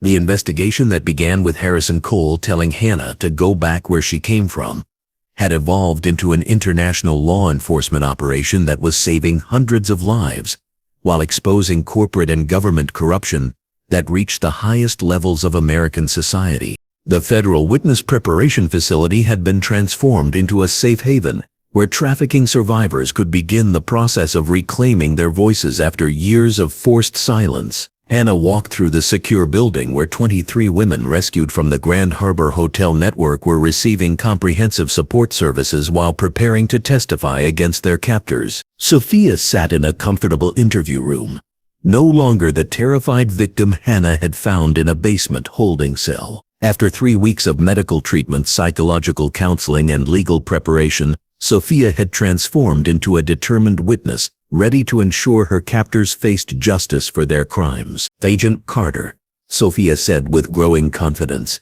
"I want to tell you about the other women who didn't survive to see this day." Hannah settled into the chair across from Sophia, understanding that each testimony would be crucial for federal prosecutions that could result in life sentences for the trafficking network's leadership. "Sophia, take your time. Every detail you provide helps us build stronger cases. There was a woman named Elena from my country. She had been there for 8 months when I arrived. Elena tried to protect the younger girls from the worst abuse, so they decided to make an example of her." Sophia's voice remained steady, despite the traumatic memories she was sharing. "They took Elena to what they called the discipline room, in front of all of us. We could hear her screaming for hours. When they brought her back, she couldn't walk anymore. She died 3 days later from internal injuries." Hannah documented every detail while feeling the familiar fury that drove her work in federal law enforcement. Elena's murder would result in federal death penalty charges for the criminals responsible. Agent Julian Voss entered the interview room with updates from other victim testimonies being conducted simultaneously throughout the facility. "Hannah, we're getting consistent reports about systematic torture used to control victims. Medical examiners have documented evidence of prolonged abuse on every woman we've rescued." Detective Lena Finley coordinated with federal prosecutors as they prepared comprehensive victim impact statements for the upcoming trials. "Sophia, the prosecutors want to ensure your testimony is presented in a way that shows the full scope of what you and the other women endured." Sophia nodded with determination. "Agent Carter, I want everyone to understand that we weren't just victims. We were daughters, students, workers with dreams before these criminals stole our lives."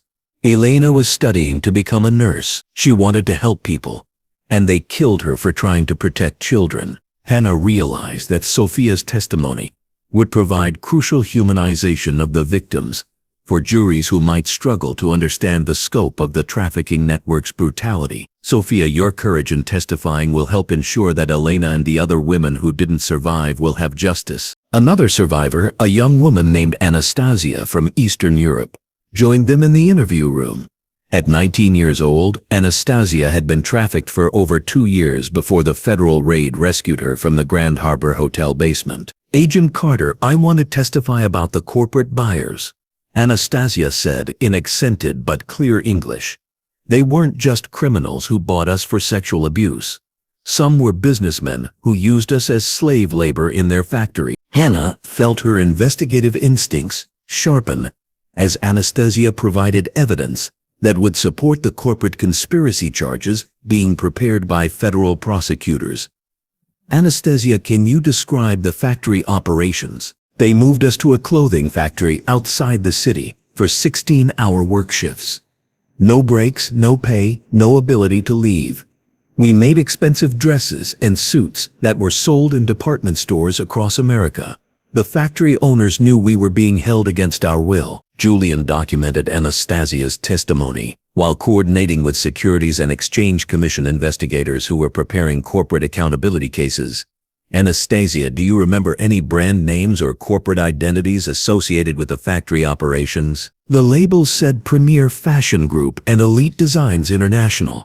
The factory supervisors told us we were making clothes that would be sold for hundreds of dollars each, but we were given only basic food and no money. Hannah realized Anastasia's testimony would expose corporate slavery operations that reached into major American retail chains. Anastasia, your testimony will help prosecute corporations that profited from slave labor. You're helping to ensure this never happens to other women. A third survivor, Maria, from Central America, approached their group with information about the network's recruitment methods that had trapped her into trafficking.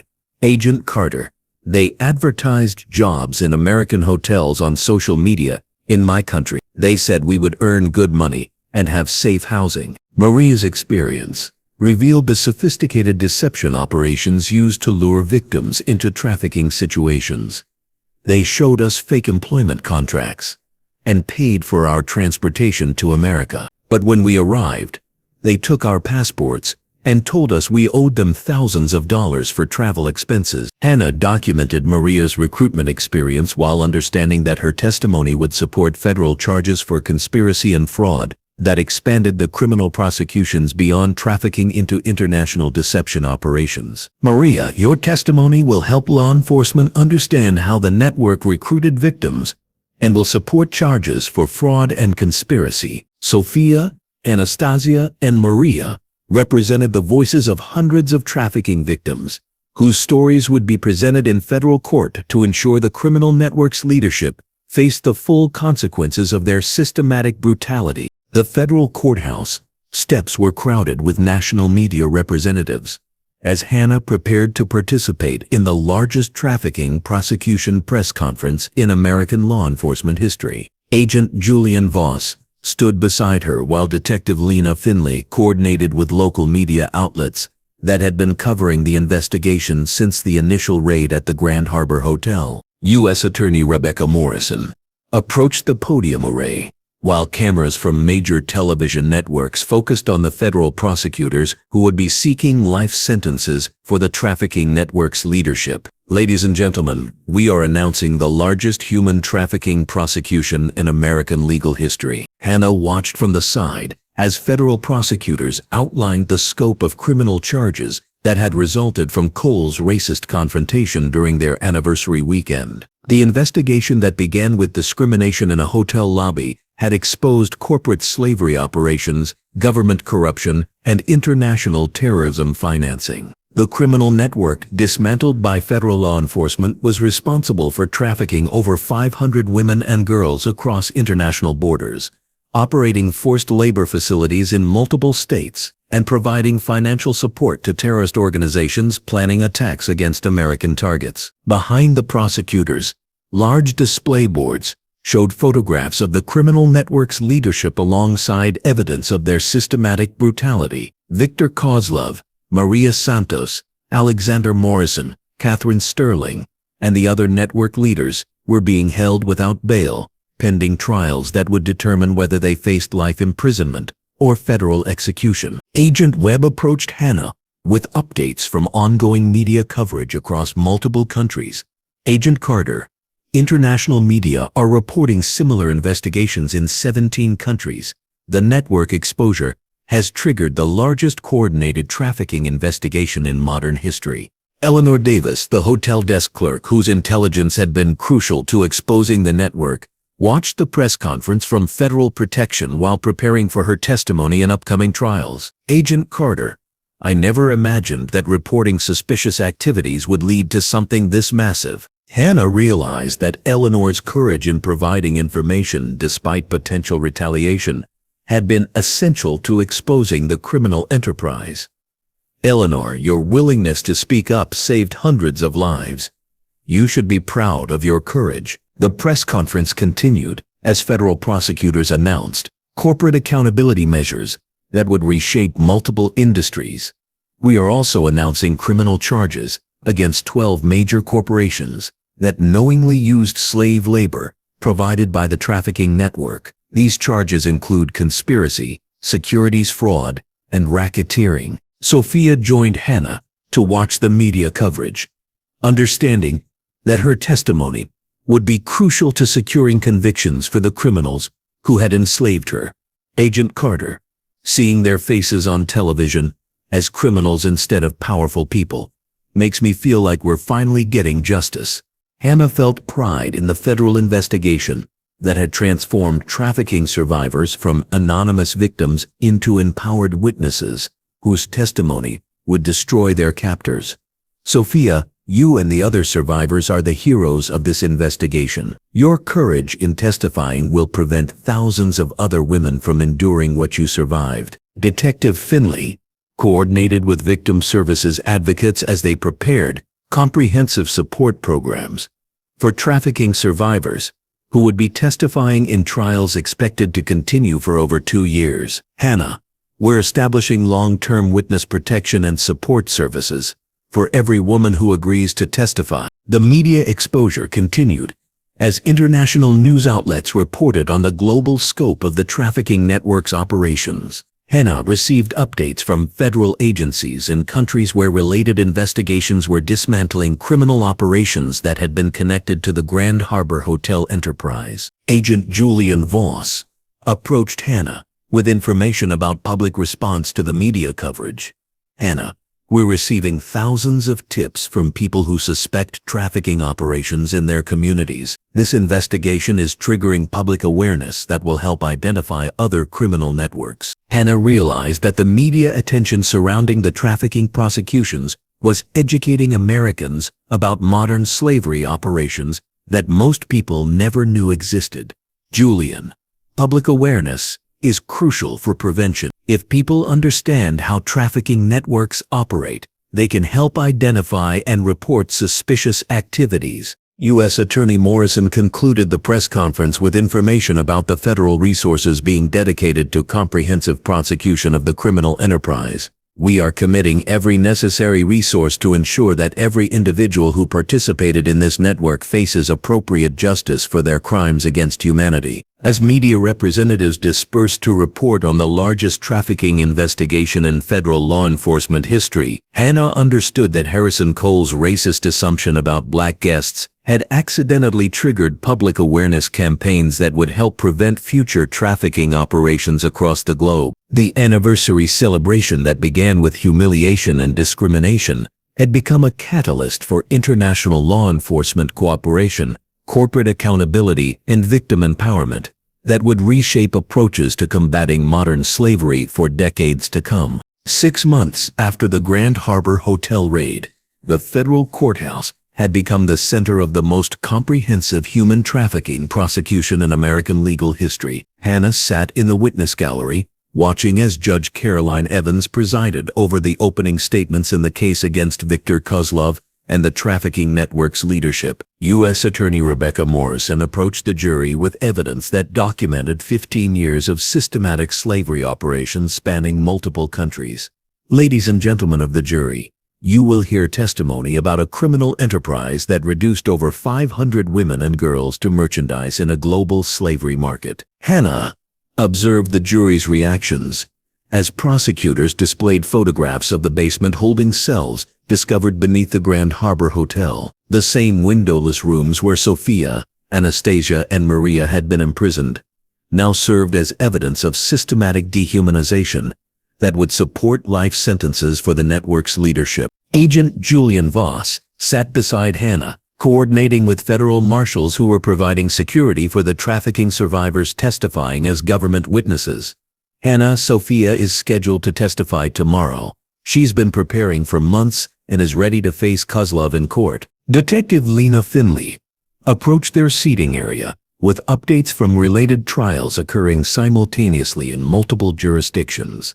Hannah, Catherine Sterling's trial in Los Angeles began yesterday. 18 survivors are testifying about the forced labor operations connected to major fashion corporations. The prosecution's opening statement continued as Morrison outlined the financial scope of the criminal enterprise that had been exposed by Cole's racist confrontation. Evidence will show that this trafficking network generated over $100 million in criminal profits while providing financial support to international terrorist organizations. Hannah realized the jury was beginning to understand the scope of the criminal conspiracy that extended far beyond simple trafficking into corporate slavery and terrorism financing. The investigation that began with discrimination in a hotel lobby had exposed systematic criminality that reached the highest levels of American business and government. Eleanor Davis entered the courtroom under federal protection, preparing to testify about the cash payments she had witnessed between the trafficking network and city officials who provided criminal protection. Her testimony would support public corruption charges that complemented the trafficking prosecution. "Agent Carter,"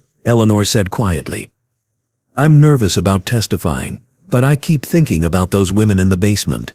They deserve justice for what these criminals did to them." Hannah felt proud of Eleanor's courage in speaking truth to power, despite potential retaliation from corrupt officials.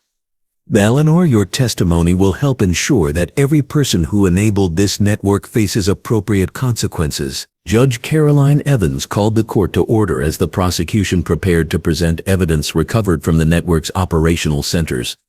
Computer records, financial transactions, and surveillance footage would demonstrate the systematic brutality that characterized the criminal enterprise. The prosecution will present evidence showing that the defendants operated murder sites where non-compliant trafficking victims were killed and buried to maintain operational security, Morrison announced to the jury. The reference to systematic murder operations caused visible shock among jury members, who were beginning to understand that they were judging crimes against humanity rather than simple criminal violations. Sophia entered the courtroom, no longer the terrified victim Hannah had rescued from the Grand Harbor Hotel basement.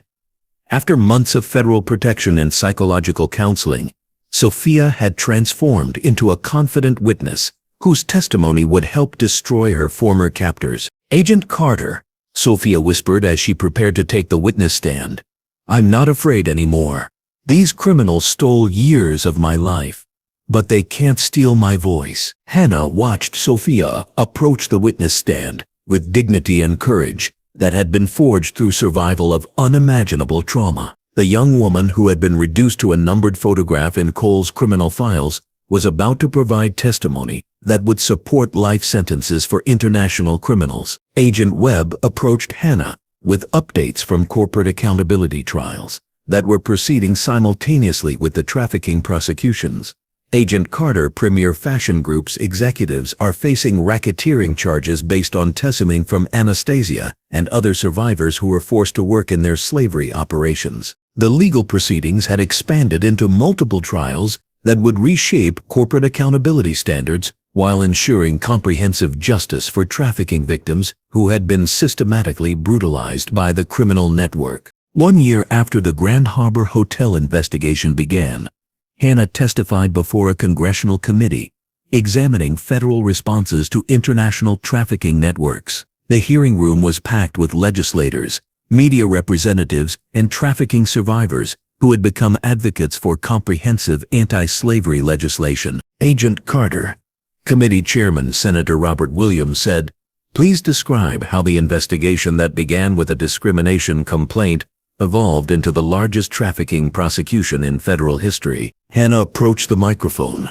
understanding that her testimony would influence legislation that could prevent future trafficking operations across the globe. Senator Williams, "The investigation demonstrated that modern slavery operations depend on systematic discrimination, corporate complicity, and government corruption that enables criminal networks to operate with impunity." Behind Hannah, large screens displayed evidence from the trafficking network's operations, alongside photographs of the survivors whose testimony had secured convictions for the criminal leadership. Sophia, Anastasia, and Maria sat in the witness gallery, their presence serving as powerful testimony to the human impact of the legislation being considered. The Grand Harbor Hotel network was able to operate for 15 years because they targeted victims they believed would not be believed by law enforcement. Hannah continued, "Their discrimination against black guests was operational security, designed to prevent federal attention." Senator Patricia Chen questioned Hannah about the corporate accountability measures that had resulted from the investigation. "Agent Carter, What legislative changes are needed to prevent corporations from using slave labor provided by trafficking networks? Hannah had prepared comprehensive recommendations based on the evidence recovered during the investigation. Senator Chen, we need mandatory supply chain auditing requirements, criminal liability for executives who knowingly use slave labor, and federal oversight of labor practices in industries with high trafficking risks. Agent Julian Voss sat in the hearing gallery, coordinating with federal agencies that were implementing new protocols for investigating trafficking networks. The procedural changes developed during the Grand Harbor investigation had become standard practice for federal law enforcement agencies across multiple countries. Detective Lena Finley testified about the local law enforcement reforms that had been implemented following the discovery of police corruption within the trafficking network. The investigation revealed that local police departments need specialized training to identify trafficking operations and protocols to prevent criminal infiltration of law enforcement agencies. Sophia approached the witness table to provide survivor testimony about the legislative changes needed to support trafficking victims throughout the recovery process. Honorable Senators, survivors need long-term support services, not just emergency rescue. We need education opportunities, job training, and psychological counseling to rebuild our lives. Hannah felt pride watching Sophia confidently address federal legislators about policy changes that could help future trafficking survivors rebuild their stolen lives. The terrified victim rescued from a hotel basement had become an empowered advocate whose voice would influence national legislation. Eleanor Davis testified about the whistleblower protection programs needed to encourage hotel employees and other workers to report suspicious activities without fear of retaliation. I almost didn't report what I saw because I was afraid of losing my job. We need legal protections for people who speak up about potential trafficking. The congressional hearing continued as legislators examined the international cooperation protocols that had been developed during the multi-country investigation. Hannah provided recommendations for diplomatic initiatives that could enhance law enforcement coordination across international boundaries. Agent Carter, Senator Williams said, "What message would you send to other federal agents who might encounter similar discrimination that could expose criminal networks?" Hannah considered the question while thinking about the anniversary weekend that had accidentally triggered the largest trafficking investigation in modern history. Senator Williams, discrimination is often a symptom of larger criminal enterprises that depend on silencing their victims. Federal agents should investigate every civil rights violation as a potential gateway to exposing systematic criminality. Judge Caroline Evans entered the hearing room to testify about the judicial reforms needed to handle complex trafficking prosecutions that span multiple jurisdictions and involve hundreds of victims. The Grand Harbor Network trials required coordination between federal courts in multiple districts and specialized procedures for protecting victim witnesses. The hearing concluded as legislators announced comprehensive anti-trafficking legislation that incorporated recommendations from federal agents, trafficking survivors, and law enforcement officials who had participated in the investigation. Hannah realized that Harrison Cole's racist assumption about black guests had accidentally triggered not just criminal prosecutions,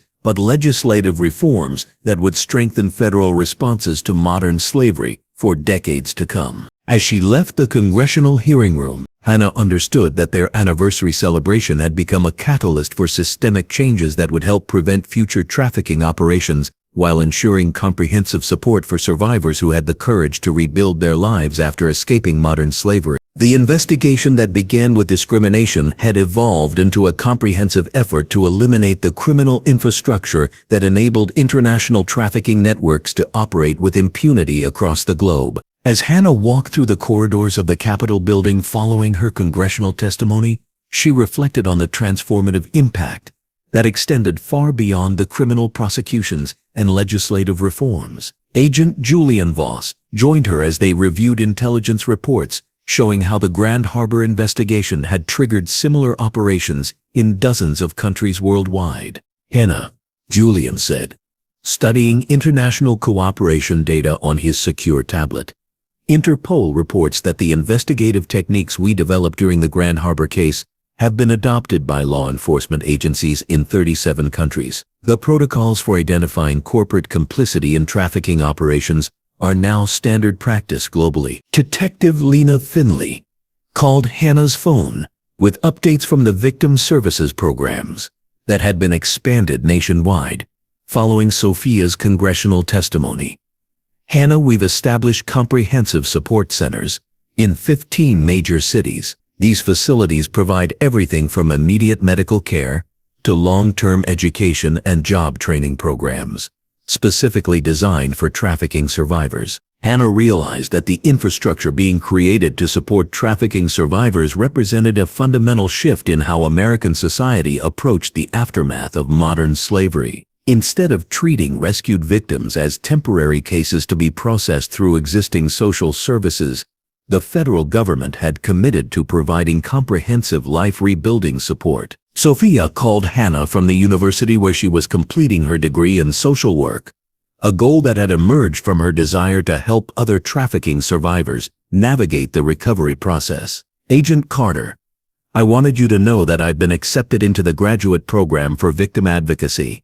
I'm going to spend my career helping women like we used to be. The conversation reminded Hannah of the profound personal transformations that had resulted from the investigation. Sophia's evolution from trafficked victim to empowered advocate represented the human impact that extended beyond statistical measures of successful prosecutions. Eleanor Davis contacted Hannah from her new position as training coordinator for the Federal Hospitality Industry Awareness Program that educated hotel employees about identifying potential trafficking operations.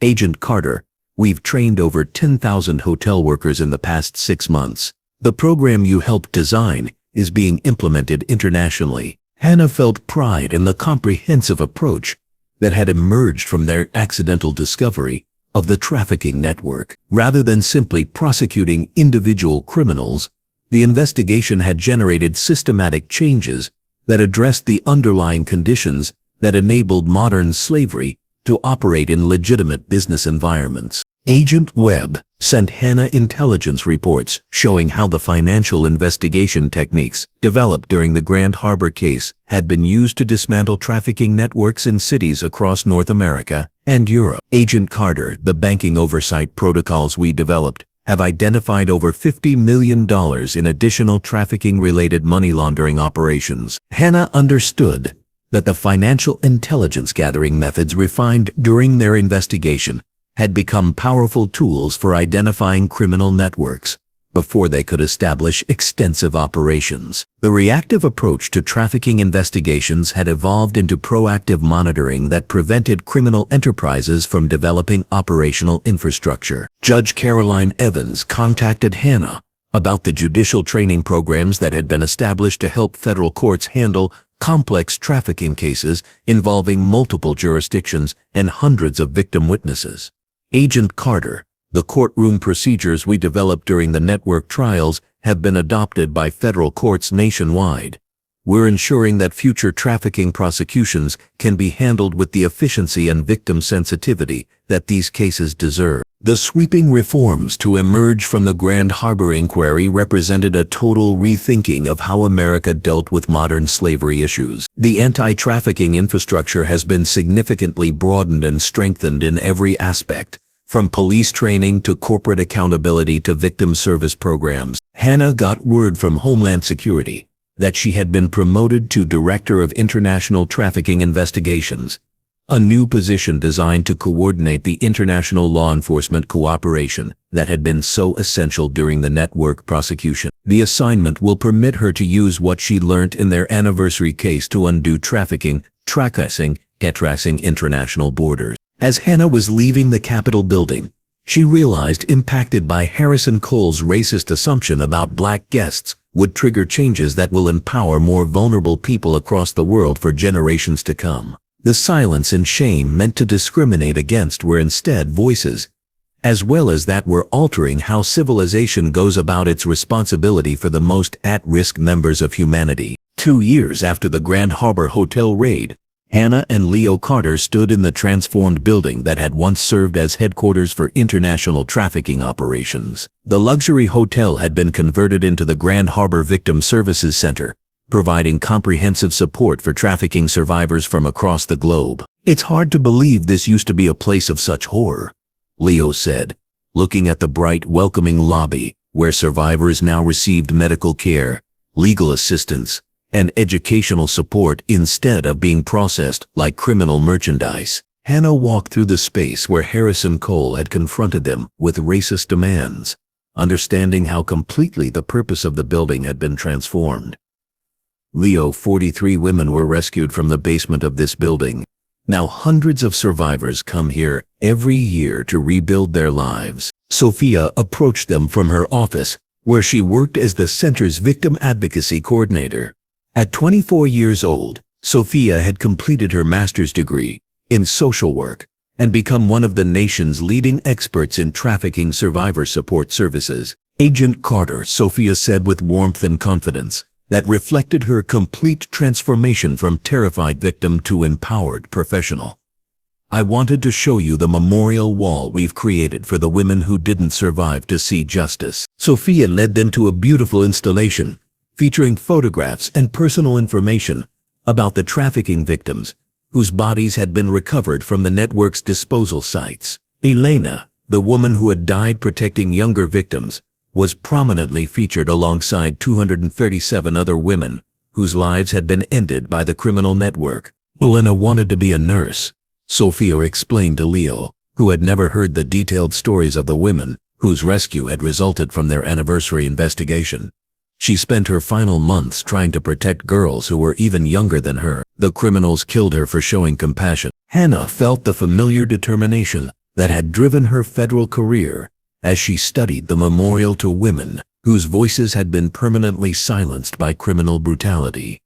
"Sophia, this memorial ensures that Elena and the others will never be forgotten. Their deaths led to prosecutions that are preventing thousands of future victims." Agent Julian Voss joined them in the memorial room, carrying intelligence reports about ongoing international trafficking investigations that continued to benefit from the procedures developed during the Grand Harbor case. "Hannah, Interpol reports that the investigative protocols we established have led to the rescue of over 800 trafficking victims in the past 2 years. The scope of continuing impact from their anniversary investigation reminded Hannah that the criminal network's destruction had created ripple effects that continued saving lives across multiple countries. Cole's racist confrontation had accidentally triggered law enforcement cooperation that was dismantling trafficking operations globally. Detective Lena Finley coordinated the memorial ceremony that brought together federal officials, trafficking survivors, and community leaders to commemorate the second anniversary of the investigation that had reshaped international approaches to modern slavery. Today we remember not just the victims who lost their lives, but the courage of survivors who chose to testify against their captors despite personal risk, Detective Finley announced to the assembled crowd. Eleanor Davis approached the podium to speak about the importance of ordinary citizens taking action when they witness suspicious activities. "I was just a hotel desk clerk who noticed something wrong, but reporting what I saw helped expose a criminal network that had operated in darkness for 15 years. Hannah realized that Eleanor's message emphasized how individual courage could trigger systematic change when supported by appropriate law enforcement resources. The investigation had succeeded because multiple people had chosen to act despite personal risk. Leo took Hannah's hand as they stood in the renovated lobby where their anniversary celebration had been destroyed by Harrison Cole's racism. "Hannah, I know this isn't how we planned to spend our wedding anniversary 2 years ago, but I can't imagine a more meaningful way to commemorate what we've accomplished together. Leo, 43 women are free because you supported me when I chose to investigate instead of ignoring what we saw. Our marriage became stronger through this crisis because you understood that some things are more important than personal celebrations." Sophia joined them as the memorial ceremony concluded, with a commitment to continue expanding victim services programs that provided comprehensive support for trafficking survivors. Agent Carter, I have something to tell you. Next month, I'm getting married to a wonderful man who understands my past and supports my work helping other survivors. Hannah felt joy at Sophia's announcement, understanding that the young woman's ability to build loving relationships represented complete recovery from the trauma inflicted by her traffickers. Sophia, I'm so happy for you. Your wedding will be a celebration of everything you've overcome and built. As the anniversary commemoration ended, Hannah understood that the Grand Harbor Victim Services Center represented more than just criminal justice. It was a symbol of human resilience and society's capacity to transform places of horror into centers of healing and hope. 5 years after the Grand Harbor Hotel investigation, Hannah Carter stood in her office at Homeland Security headquarters as Director of International Trafficking Investigations, coordinating law enforcement efforts across 43 countries to combat modern slavery operations. Agent Julian Voss approached her desk with intelligence reports. Hannah, we've now provided comprehensive support services to over 3,000 trafficking survivors nationwide. Sophia called Hannah from the university where she was completing her doctoral dissertation on trauma recovery among trafficking survivors. Agent Carter, my research is being used to develop survivor support programs in 12 countries. The work that began with our rescue is helping women around the world. Eleanor Davis contacted Hannah from her position as International Director of the Hospitality Industry Anti-Trafficking Program. Agent Carter, we've documented over 200 trafficking operations identified by hotel staff who received training based on our Grand Harbor experience. Agent Webb sent Hannah intelligence reports showing how the financial investigation techniques developed during the Grand Harbor case had been used to identify and freeze over $200 million in trafficking-related assets globally. Her secure phone buzzed with an urgent message from Interpol headquarters reporting the discovery of a major trafficking operation in Southeast Asia that showed organizational patterns similar to the Grand Harbor network. Director Carter, we need your team's expertise for a coordinated international response. Hannah felt the familiar surge of determination that had driven her career in federal law enforcement. Julian, prepare our international coordination team. We're deploying to support another major trafficking investigation. As Hannah prepared to leave for another international operation, she reflected on how Harrison Cole's racist assumption about black guests had accidentally triggered changes that continued protecting vulnerable people across the globe. 5 years later, Leo met Hannah at the airport as she prepared to board a federal aircraft for the international operation. 5 years later, and you're still saving lives because of what happened during our anniversary weekend. Leo, Cole thought he could humiliate us and make us disappear. Instead, his racism exposed a criminal network that was destroying hundreds of lives. Our anniversary celebration became the beginning of a mission that will continue for the rest of our careers. I'm proud to be married to someone who turns personal attacks into opportunities to protect other people. As Hannah's aircraft departed for the international trafficking investigation, she understood that their anniversary weekend had become the foundation for a lifetime commitment to dismantling modern slavery operations wherever they emerged. You just witnessed resilience that refused to break. If this story deserves to be remembered, help us make sure it is. Subscribe, share, and let's keep these voices echoing for generations to come. If your heart felt heavier or fuller after this story, you understand why we do this. Subscribe to Chains Broken and help us keep history alive. One story down, many more to honor. Subscribe to Chains Broken and help us keep fighting for justice. The investigation that began with discrimination had evolved into a global mission to ensure that no person would ever again be reduced to merchandise in criminal enterprises that thrived on society's willingness to ignore the suffering of the most vulnerable members of the human community.